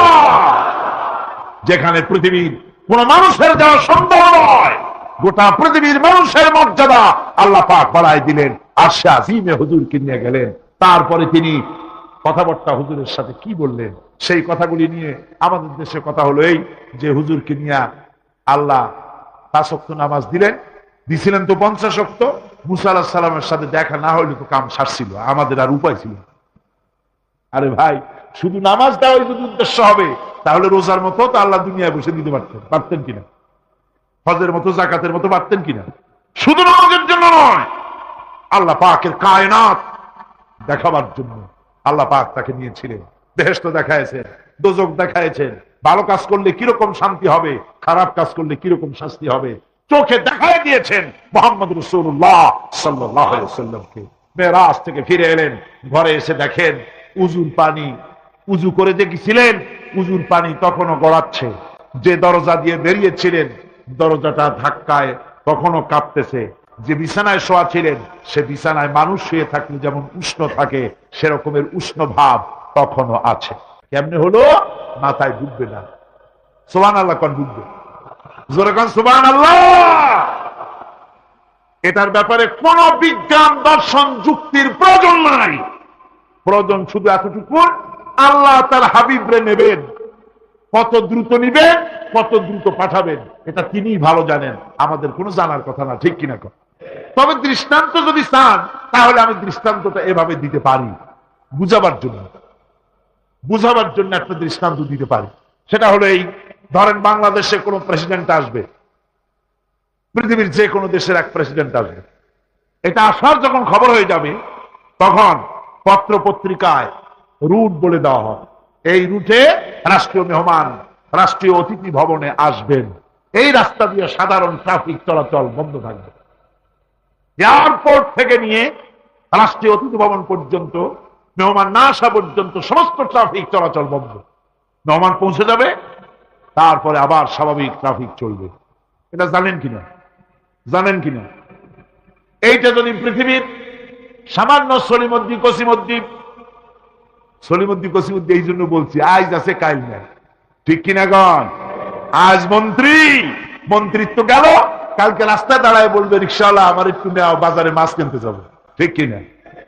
সুতরাং এদের তো কোনো মর্যাদা নাই, আজ আছে কাল নাই। এই দুনিয়ার সলিমদ্দি কসিমদ্দির জন্য যদি এভাবে ট্রাফিক চলাচল বন্ধ করে দেওয়া হয় তাহলে আকাশ এবং জমিনে আল্লাহ রাব্বুল আলামিনের সর্বশ্রেষ্ঠ মেহমান জনাবে মুহাম্মদ রাসূলুল্লাহ সাল্লাল্লাহু আলাইহি ওয়াসাল্লাম, এই মেহমান আল্লাহর দরবারে যাবেন। আল্লাহ যদি বলে দিয়ে থাকেন, আল্লাহ যদি হুকুম করে থাকেন, সময়ের গতি, বার্ষিক গতি, আহ্নিক গতি, আকাশের গতি, সূর্যের গতি, সময়ের গতি, রাত 3:45 10 সেকেন্ড, এখন সমস্ত গতি স্তব্ধ হয়ে যা। আমার হাবিব আমার দরবার থেকে ঘুরে যখন ঘরে ফিরে যাবেন আবার 3:45 11 সেকেন্ড থেকে শুরু হয়ে যাবি। ময়দানে আমার রাসূল রক্ত দিয়েছেন। আমি সেই তায়েফ সফর করেছি। সেই তায়েফ, আমি তায়েফের ইতিহাস হাদিসে পড়েছি, চোখে দেখি নাই। তায়েফের চিত্র নিজের চোখে দেখে প্রাণ ভরে কেঁদেছি, যেখানে রসুলের রক্ত পড়েছে। 3টি জায়গায় রসুলের রক্ত পড়েছে, সবচাইতে বেশি রক্ত পড়েছিল যে জায়গাটিতে, সেই জায়গায় প্রাণ ভরে কেঁদেছি। আমার স্ত্রী আমার সাথে ছিলেন। আমি তায়েফে গিয়ে লোকেরা আমাকে যখন বলল বিশ্রাম নিতে, আমি বললাম না, বিশ্রাম করব না, আগে আমারে নিয়ে যাও। আমার রসুলকে মারছিল যে রাস্তাটা, ওই রাস্তাটা আবার আগে দেখাও। 3 দিনের না খাওয়া, রাস্তার 2 দিকে কাফেরেরা দাঁড়ানো, চতুর্দিক থেকে পাথর মারা শুরু করে দিল। আহারে, এমন সুন্দর চেহারার মানুষ দেখে কেমনে মারল তারা। হুজুর পড়ে গেলেন, ওরা কাফেরেরা এসে জোর করে ধাক্কা মেরে হাঁটানো। আবার হুজুর পড়ে গেলেন, বেহুশ হয়ে পড়লেন। আবার ওরা উঠাইয়া জোর করে আবার হাঁটানো। তৃতীয় শেষ জায়গায় গিয়ে হুজুর বেহুশ হয়ে পড়ে গেলেন। শরীর থেকে সবচাইতে বেশি রক্ত পড়েছে সেখানে। আমি লম্বা সেজদায় পড়ে এত কান্দা কাঁদছি, আরে আমার নবীজির রক্ত পড়েছে এই বাড়িতে। ফেরেশতারা এসে বলছেন, হে রাসূল, আপনার এই অবস্থা থেকে আকাশের ফেরেশতারা কাঁদতে কাঁদতে অস্থির হয়ে গিয়েছে। আপনি আমাদের অনুমতি দেন, এই পাহাড় চাপা দিয়া কাফেরের গোষ্ঠী সাফ করে দেই। আমার নবীজি বললেন, না, আমি তা বলবো না। আমি তো পৃথিবীর মানুষকে প্রতিশোধ দিতে আসি নাই। আমি যদি হুকুম করি আর আমার হুকুম মতো সবগুলি যদি পাথর চাপা দিয়ে মারিয়ে ফেলে দাও, তাহলে আমি কাল কালে পৌঁছাবো লা ইলাহা ইল্লাল্লাহু মুহাম্মাদুর রাসূলুল্লাহ। সঙ্গে যায়েদ, রক্তাক্ত শরীর। আরে যেই শরীরের দিকে মানুষ একবার তাকাইলে চোখ ফিরাইতে পারতো না। হযরত আয়েশা বলেছেন, যে সমস্ত নারীরা ইউসুফ আলাইহিস সালামের দেখে হাত কেটে ফেলাইছিল, ওরা যদি আল্লাহ রসুলকে দেখতো, হাত কাটতে কাটতে কলিজা কাটে ফেলাই দিত, টের পাইতো না। এমন মানুষের গায়ে কেমনে পাথর মারলো? রাসূল কারীম সাল্লাল্লাহু আলাইহি ওয়াসাল্লাম বসে আছেন, শরীর থেকে রক্ত ঝরছে। বুখারী শরীফে এসেছে, আত্তাস নামক এক যুবক আঙ্গুরের বাগান থেকে এক গ্লাস আঙ্গুরের শরবত এনে হুজুরের হাতে দিলেন। কষ্টের পর 3 দিনের না খাওয়া ক্ষুধার্ত নবী এক গ্লাস আঙ্গুরের শরবত সবটুকুন পান করে একটা স্বস্তির নিঃশ্বাস ফেললেন। বললেন, তোমার নাম না আত্তাস? তিনি বললেন, হ্যাঁ, আমার নাম আত্তাস। তোমার বাড়ি হযরত ইউনূস আলাইহিস সালামের গ্রামে? বললেন যে হ্যাঁ, আমার বাড়ি ইউনূস আলাইহিস সালামের গ্রামে।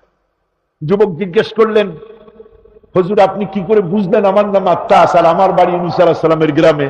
আপনি জানলেন কি করে? হুজুর বললেন, আমিও নবী, ইউনূস আলাইহিস সালামও নবী। এক নবীর খবর আর এক নবীর কাছে থাকে। রাসূল গায়ের রক্তগুলি ধুয়ে 2খানা হাত আল্লাহর দরবারে তুললেন। আজকে দুনিয়ায় কেউ নাই হুজুরের, খাদিজা নাই, আবু তালেবও নাই। রাসূল একা। সাহাবীরা দিনের বেলায় কাফেরদের ভয়তে হুজুরের সঙ্গে দেখা করতে পারে না। হুজুর বলেন, আমার ওই কষ্টের সময় খাদিজা নাই। ওই সব পাথরগুলি আমি আজও চিনি, যে পাথরগুলি আমি যাওয়ার সময় রাস্তায় জিহাদের ময়দানে সাহাবায়ে কেরামদেরকে প্রস্তুত করছেন জিহাদের জন্য। সাহাবীরা তৈরি হয়েছেন, লড়াই হবে মোতার প্রান্তরে। 3000 সাহাবীকে রাসূল রিক্রুট করলেন। 1 লক্ষ রোমান সৈন্য, তদানীন্তন পৃথিবীর সুপার পাওয়ার, সজ্জিত অস্ত্র সজ্জিত বাহিনী চলে এসেছে তারা মোতার প্রান্তরে। রাসূল 3000 তৈরি করলো। ওদিকে 1 লাখ আর এদিকে কয় হাজার। হুজুর নিজে এই জিহাদে যাননি। রাসূলে পাক বললেন, এই জিহাদের ময়দানে সেনাপতির দায়িত্ব পালন করবে আমার পালক পুত্র যায়েদ। কোথায় তুমি? যায়েদ দাঁড়িয়ে গেলেন। 2 নম্বরে এই জিহাদের সেনাপতির দায়িত্ব পালন করবে আমার চাচাতো ভাই জাফর বিন আবি তালেব। কোথায়? দাঁড়িয়ে গেলেন তিনি। 3 নম্বরে দায়িত্ব পালন করবে আমার সাহাবী আব্দুল্লাহ বিন রাওয়াহা। কোথায় তুমি? তিনিও দাঁড়িয়ে গেলেন। রাসূল তাদেরকে বললেন যে তোমরা চলে যাও, তোমাদের ঘরে গিয়ে বিবি বাল বাচ্চা মা বাপের কাছ থেকে সালাম করে আসো। আমার বন্ধুগণ, জিহাদের ময়দানে সেনাপতি কয়জন লাগে? হুজুর বললেন কয়জনের কথা? 3 জনের কথা। তার মানে হলো কারো বুঝতে কোনো কষ্ট হইল না। এই জিহাদের ময়দানে 3 জনের নাম যে নবীজি ঘোষণা করেছেন, এর ভিতর থেকে একজনও ফিরে আসবে না। বোঝা হয়ে গিয়েছে। হযরতে যায়েদ বলেন, ইয়া রাসূলুল্লাহ, আমার আব্বাজান, আমি আপনার পালক পুত্র, আপনি অর্ডার করেছেন। আমার মা হযরত আয়েশা ঘরে বসে শুনেছেন। আমার তো আর যাওয়ার দরকার নাই, কারো কাছে বলারও দরকার নাই। হযরতে জাফর বিন আবি তালেব চলে গেলেন নিজের বাড়িতে। যে ডাক দিয়ে বলে, বিবিরে, আল্লাহ রাসূল আমাকে জিহাদের ময়দানে সেনাপতির দায়িত্ব দিয়েছেন। আমি তোমাকে বলতে এসেছি, সালাম করতে এলাম। তোমার সঙ্গে একসঙ্গে দীর্ঘদিন আমি ছিলাম। কোনো হক তোমার আদায় করতে হয়তো পারি নাই, হয়তো জুলুম করেছি, অথবা আমার দ্বারা তোমার অধিকার নষ্ট হয়েছে। কিছু যদি কোনো ভুল ত্রুটি হয়ে থাকে, আল্লাহর হস্তে আমারে মাফ করে দিও। বিবি বলে, প্রাণের স্বামী, রাসূলুল্লাহ আপনাকে জিহাদের ময়দানের জন্য নির্বাচিত করেছেন। আমি আপনাকে ফিরে থাকতে বলতে পারবো না। সুতরাং আমি আল্লাহর দরবারে দোয়া করি। স্ত্রী হাত তুলে বলেন, রব্বুল আলামিন, আমার প্রাণের স্বামী জাফরকে জিহাদের ময়দান থেকে গাজী বানায়া আমার ঘরের ভিতরে তুমি তাকে দয়া করে ফিরাইয়া দিও। হযরতে জাফর তরবারির উল্টা পিঠ দিয়া স্ত্রীর হাতের উপরে মৃদু আঘাত করলেন আর বললেন, বিবিরে উল্টা দোয়া করো না, উল্টা দোয়া তোমার আল্লাহর দরবারে কবুল হবে না। যেহেতু নবীজি আমার নাম 2 নম্বরে ঘোষণা করেছেন, আমার আগেও একজন আছে, পরেও আর একজন আছে। ও বিবি, নির্ঘাত এই মুতার প্রান্তরে আমি শহীদ হয়ে যাব, জনমের মতো দেখা করতে আসলাম, এই জীবনে তোমার সাথে আমার আর দেখা হবে না। আমার বন্ধুগণ, হযরতে জাফরের স্ত্রী কাঁদতেছেন, বিবি বাচ্চাগুলা কান্দে।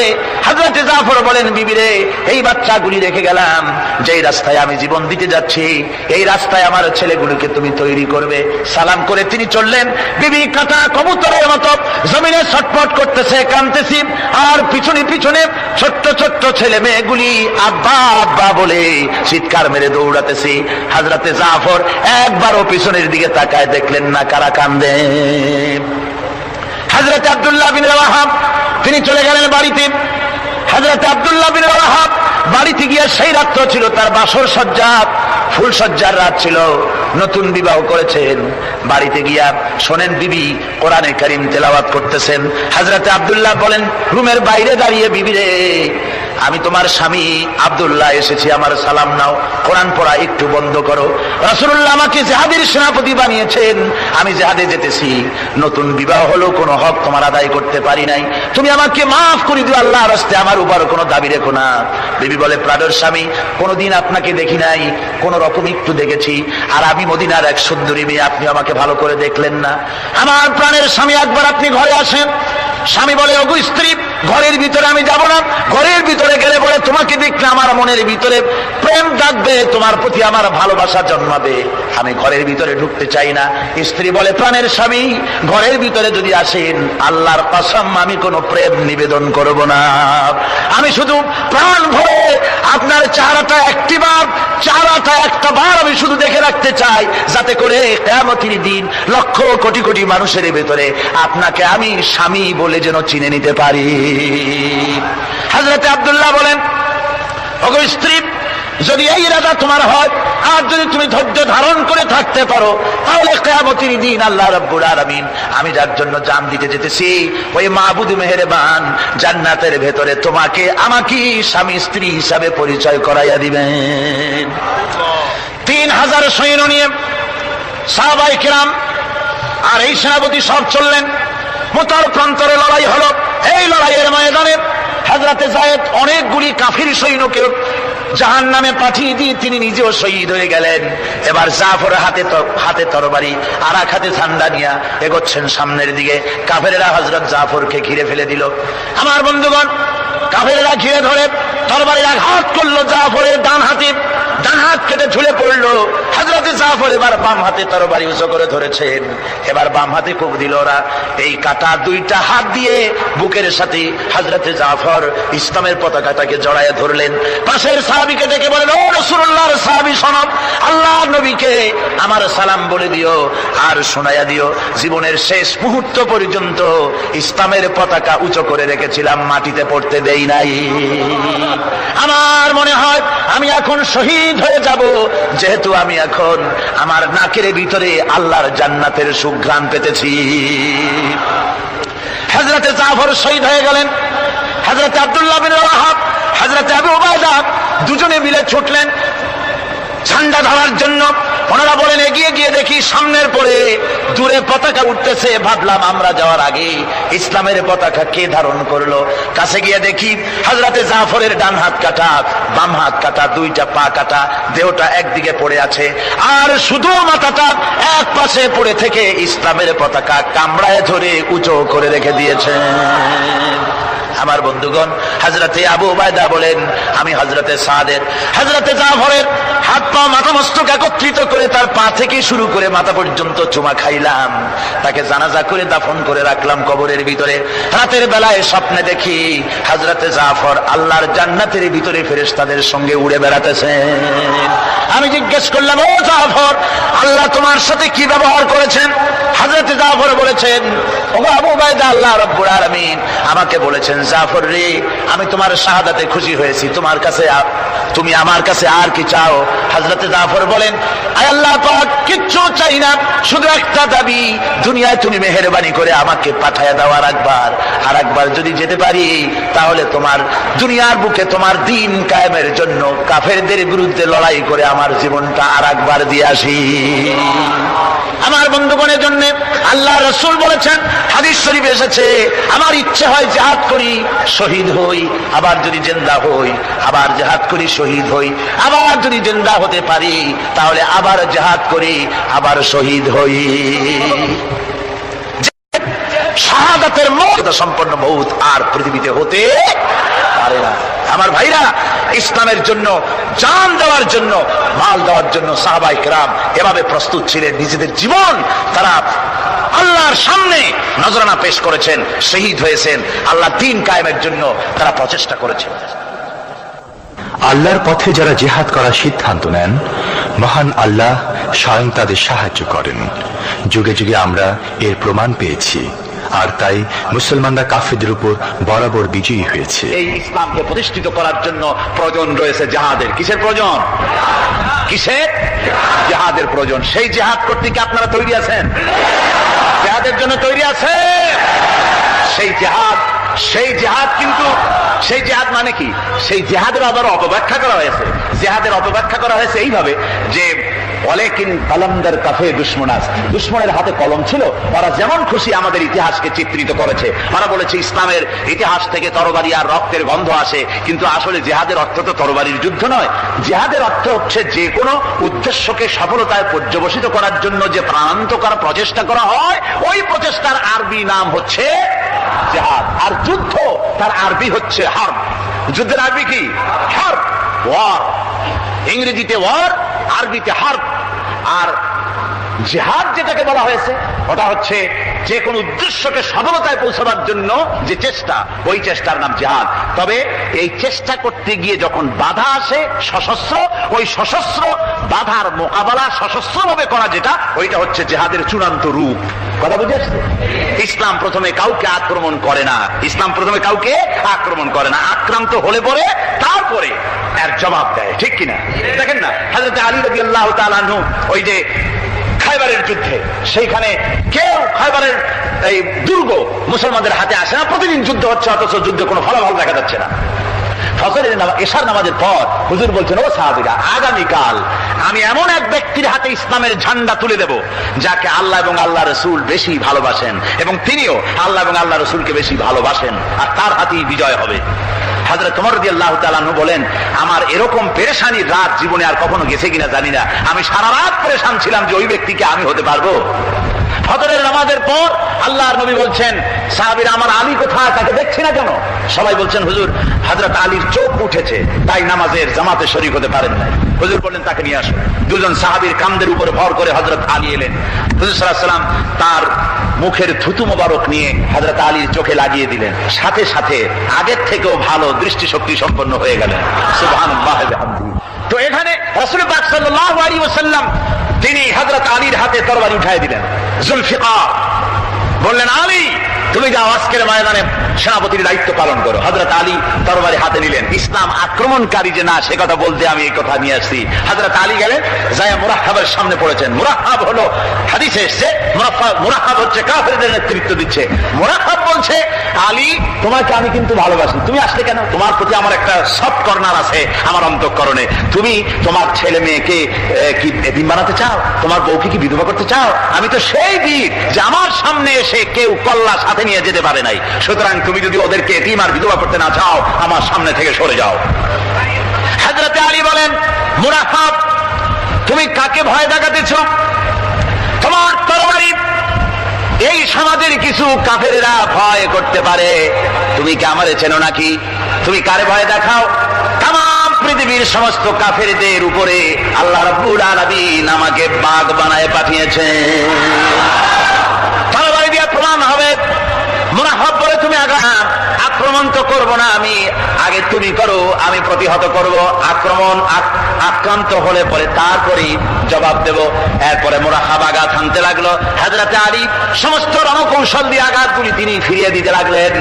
এরপরে হযরতে আলী বলছেন, মুরাহাব এবার তৈরি হও আমার আঘাত সহ্য করার জন্য। হযরতে আলী জুলফিকার তুলে আঘাত করলেন। এক আঘাতেই দেখা গেল মুরাহাবের মাথা থেকে শুরু করে শরীর টুকরা হয়ে গিয়া হযরত আলীর তরবারির মুঠা পর্যন্ত মাটির ভিতরে গেড়ে গিয়েছে।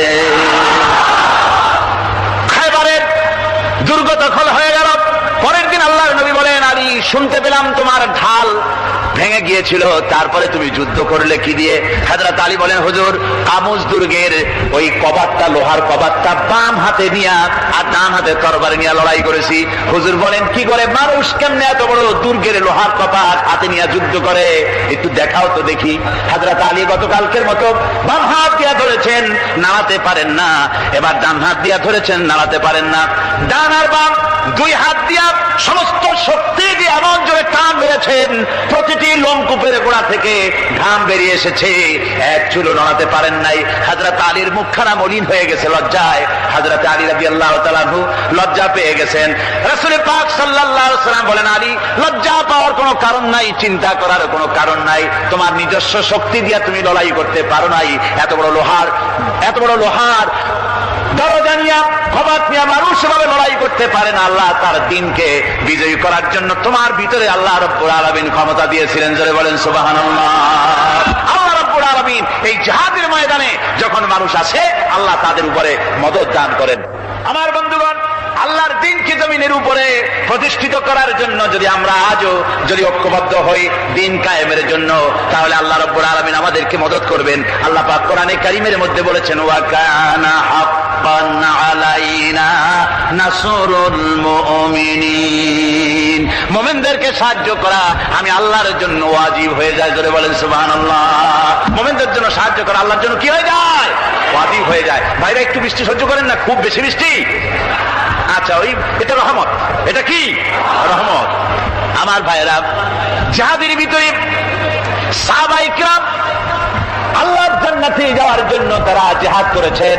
তারা দেশ দখলের জন্য জিহাদ করেন নাই, দিন প্রতিষ্ঠার জন্য লড়াই করা ফরজ। দিন প্রতিষ্ঠার জন্য লড়াই করা কি? যখন কি? আর এই ফরজ দায়িত্ব পালন করতে গিয়ে যদি কেউ মারা যায়, তাহলে কোথায় যাবে? ওই শাহাদাতের মত হচ্ছে একটা সেতু বা একটা ব্রিজ, একটা সাঁকো। এপারে দুনিয়া, ওপারে আল্লাহর জান্নাতুল ফেরদাউস। জোরে বলেন সুবহানাল্লাহ। এই জন্য হযরত ওমর ফারুক রাদিয়াল্লাহু তাআলা সব সময় দোয়া করতেন, আল্লাহুম্মা রযুকনি শাহাদাতান ফি সাবিলিক ওয়াজআল মাউতি ফি বালাদি রাসূলিক। আল্লাহ রাব্বুল আলামিন, আমাকে রাসূলের শহরে মওত দাও, আর আমাকে তোমার দ্বীনের রাস্তায় শাহাদাত মঞ্জুর করো। জোরে বলেন আমিন। এটা আমাদের দোয়া, আমারও দোয়া, আমার সারা জীবনের স্বপ্ন, সারা জীবনের স্বাদ, আল্লাহ যেন শাহাদাতের মওত নসিব করে দেন। জোরে বলেন আমিন। এর থেকে উন্নত মানের মওত আর নাই। ওই প্যারালাইসিস হয়ে বিছানায় পড়ে তলপায়ে মরার কোনো দাম নাই। দুনিয়ার বুকে বিড়ালের জিন্দেগি বছর করার 500 বছর বেঁচে থাকার দাম নাই। সিংহের মতো 1 সেকেন্ড বেঁচে থাকার দাম আছে, ঠিক কিনা? আর মওত, প্লীহা, যকৃত, typhoid, paralysis, diabetes, heart attack, kidney পচে যাওয়া, হাবিজাবি মওতের চাইতে আল্লাহর রাস্তায় জিহাদ করে শাহাদাতের মওত সর্বশ্রেষ্ঠ মওত। জোরে বলেন সুবহানাল্লাহ। আমার ভাইরা, রাসূল পাক সাল্লাল্লাহু আলাইহি ওয়াসাল্লাম তিনি মদিনা মুনাওয়ারায় এসে প্রথম যে জিহাদের সম্মুখীন হলেন, ওইটার নাম কি? কোন জিহাদ? বদর। কোন জিহাদ? বদরের জিহাদ। সেই বদরের মাঠে জিহাদের জন্য রাসূল সাহাবীদেরকে তৈরি করতেছেন। তো আপনারা চিন্তা করেন বিষয়টা, জিহাদ করতে হবে, এই বদরে সাহাবীরা জিহাদ করবে কাদের বিরুদ্ধে? নিজের বাপের বিরুদ্ধে। রাসূল পাক খুব চিন্তিত হলেন যে সাহাবীদেরকে কিভাবে উদ্বুদ্ধ করা যায়। হুজুর জিহাদের কথাই বলতেছেন যে এখন বদরে আমাদের টিকে থাকার প্রশ্ন, এইটা মুসলমানদের টিকে থাকার প্রশ্ন, বদরের যুদ্ধ, বদরের এই জিহাদ। হুজুর যখন এগুলি বলতেছেন, হযরত মিকদাদ রাদিয়াল্লাহু তাআলা আনহু রাসূলের একজন জলিলুল কদর সাহাবী, তিনি দাঁড়িয়ে বলছেন, হে আল্লাহ রাসূল, কেন আপনি চিন্তা করছেন? ইমজি বিনা ইয়া রাসূলুল্লাহ হাইসু মা তাশা। হে আল্লাহ রাসূল, আপনি আমাদেরকে নিয়ে চলুন যেদিকে আপনার খুশি। হাইসু মা আমারাকাল্লাহ, যেদিকে আল্লাহ আপনাকে পথে নির্দেশ করেন, সেদিকে আমাদের নিয়ে আপনি সেদিকেই চলুন। ইন্না লা নাকুলু লাকা কামা ক্বালা বানু ইসরাঈল লিমূসা আলাইহিস সালাম ইযহাব আনতা ওয়া রাব্বুকা ফাকাতিলা ইন্না হাহুনা কায়িদুন। বুখারী শরীফের হাদিস। হযরত মিকদাদ রাদিয়াল্লাহু তাআলা আনহু বলছেন, হে আল্লাহর রাসূল, আপনি আমাদের নিয়ে চলুন, আল্লাহ যেদিকে আপনাকে আমাদের নিয়ে যেতে বলেন সেই দিকে নিয়ে যান। আমরা মুসা আলাইহিস সালামের উম্মতের মতো বলবো না যে হে মুসা আপনি আর আপনার আল্লাহ দুজন গিয়ে যুদ্ধ করেন, আমরা এখানে বসে থাকি, এমন কথা আমরা বলবো না। বাল ইযহাব আনতা ওয়া রাব্বুকা ফাকাত মাকুমা মুকাতিলুন। ও নবী, বরং আপনি চলুন আমাদের নিয়ে, আপনি এবং আপনার আল্লাহ চলুন জিহাদের ময়দানে, আমরা আপনার সঙ্গে জিহাদ করব, লড়াই করব সেই পর্যন্ত। মাদামাত মিন্না মাদামাত আইনুম মিন্না তাতাররাফ, যতক্ষণ পর্যন্ত আমাদের একটা চক্ষুর পলক পড়ে, যতক্ষণ পর্যন্ত একটা চোখের পাতা নড়ে, ততক্ষণ পর্যন্ত আমরা কাফেরদের বিরুদ্ধে লড়ব। সুবহানাল্লাহ ওয়া বিহামদিহি, যতক্ষণ চোখের পাতা নড়ে ততক্ষণ পর্যন্ত লড়ব, নিয়ে চলুন আমাদেরকে। হুজুর খুব খুশি হলে, আরে রাসূল পাক সাল্লাল্লাহু আলাইহি ওয়াসাল্লাম দারুণ ভাবে খুশি হয়ে গেলেন। হুজুর বললেন, ও সাহাবীরা, তোমাদের মানসিক অবস্থা যখন এই, কুমু বিনা ইলা জান্নাতিন, চলো আমার সাথে বেহেশতের দিকে। সুবহানাল্লাহ, সবাই বলেন সুবহানাল্লাহ। কুমু বিনা ইলা জান্নাতিন আরদুহা কারদিস সামাওয়াতি ওয়াল আরদ, সেই বেহেশতের দিকে চলো যে বেহেশতের বিশালতা প্রশস্ততা এই পৃথিবী এবং আকাশের চাইতে অনেক বড়, সেই বেহেশতের দিকে চলো। ফাকামা উমাইর বিন হামাম ওয়া কানা ইয়াকুলুত তামার, হযরত উমাইর বিন হামাম এক যুবক, তিনি দাঁড়িয়ে গেলেন। আমার মুসলমান ভাইরা, যুবকদের অবদান কিন্তু ইসলামে সব চাইতে বেশি। যেরকম সুবহানাল্লাহ, কাদের অবদান বেশি? সর্বপ্রথম ইসলাম কবুল করেছে কারা? যুবকরা। হযরত আবু বকর, হযরত ওমর রাদিয়াল্লাহু তাআলা আনহু, তাদের বয়স যুবক বয়স ছিল, যুবক বয়সে তারা ইসলাম কবুল করেছেন। হযরত আলী যুবক ছিলেন, এই জন্য যুবকদের ইবাদতে সব বেশি। রাসূল পাক বলেছেন, কিয়ামতের ময়দানে যেদিন কোন ছায়া থাকবে না, আরশে আজিমের নিচে 7 শ্রেণীর লোকেরা ছায়া পাবে, তার মধ্যে এক শ্রেণী হচ্ছে ওয়াশাবুন নাশা ফি ইবাদাতিল্লাহ, ওই যুবকেরা যারা নাকি রাত গুজরান করে, রাত কাটায় আল্লাহর ইবাদতে, রাত জাগে আল্লাহর ইবাদত করে। যেরকম সুবহানাল্লাহ। বুড়োদের 100 বার আল্লাহ বলা আর এক যুবকের একবার আল্লাহ বলা, বৃদ্ধের সারা সপ্তাহ তাহাজ্জুদ পড়া আর যুবকের এক রাতের তাহাজ্জুদ পড়া মনে হয় তার থেকেও বেশি। সুবহানাল্লাহ। তাই বলে বৃদ্ধ যারা, তারা কিন্তু হতাশ হবেন না, ওই যৌবন কাল আপনিও পেরিয়ে এসছেন, ঠিক না?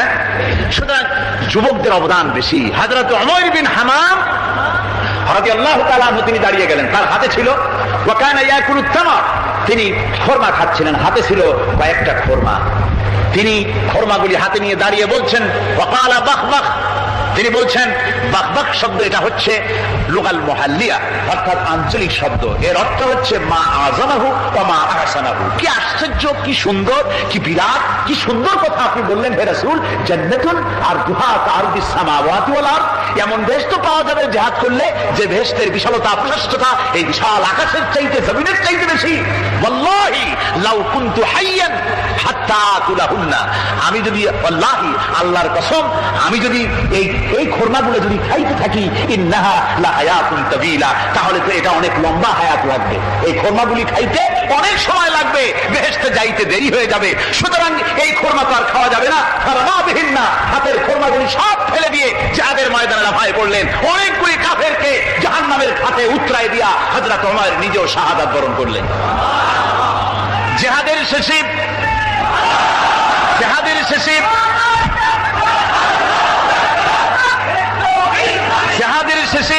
শহাদায়ে বদরের সমস্ত শহীদদের লাশ এক জায়গায় এনে সাহাবীরা বললেন, হে আল্লাহর রাসূল, আপনি যখন জান্নাতের বর্ণনা দিতেছিলেন তখন যে যুবকটা খরমা খেতেছিল আর জান্নাতের আশায় হাতের খরমা ফেলে দিয়েছিল, যেই খরমাগুলি খাইতে গেলে তো সময় লাগবে অনেক, বেহেশতে যেতে দেরি হয়ে যাবে, এই কথা মনে করে হাতের খরমা ফিকে ফেলে জিহাদের ময়দানে এসে শাহাদাত বরণ, যে যুবকটি জিহাদ করেছিল তার লাশে সেও শাহাদাত বরণ করেছে। রাসূল পাক হযরত ওমরের চেহারার দিকে লক্ষ্য করে তার দিকে অঙ্গুলি সংকেত করে হুজুর বলছেন, ইন্নাকা মিন আহলিহা, ওমর, যে বেহেশতের জন্য তুমি খরমা খাওয়ার ধৈর্য ধরতে পারো নাই, আমি নবী সাক্ষী দিচ্ছি তুমি সেই জান্নাতের অধিবাসী। আমার ভাইরা, ওই জান্নাতে যাওয়ার জন্য, আল্লাহ দ্বীনকে প্রতিষ্ঠার জন্য আমাদেরকে ঐক্যবদ্ধ হতে হবে। আল্লাহ দ্বীনের জন্য আল্লাহ নবীর যে আদর্শ, সে আদর্শ প্রতিষ্ঠার জন্য এগিয়ে আসতে হবে। যদি আমরা তা করতে পারি, আমরা সংখ্যায় কত, আমাদের অস্ত্র আছে কি নাই, আমাদের জনবল কত, আমাদের সৈন্যবল কত, এগুলি প্রশ্ন না। প্রশ্ন হচ্ছে ولا تهنوا ولا تحزنوا وأنتم الأعلون إن كنتم مؤمنين। কোনো ভয় নাই, কোনো চিন্তা নাই, যদি তোমরা মুমিন হও আমি আল্লাহ তোমাদেরকে বিজয়ী করব। জোরে বলেন সুবহানাল্লাহ। মুসলমানেরা তো সেই জাতি যাদের ময়দানে যখন মুসলমানদেরকে সাহায্য দরকার হয়েছে, আল্লাহ রাব্বুল আলামিন আকাশ থেকে ফেরেশতা নাজিল করেছে কিনা কোন?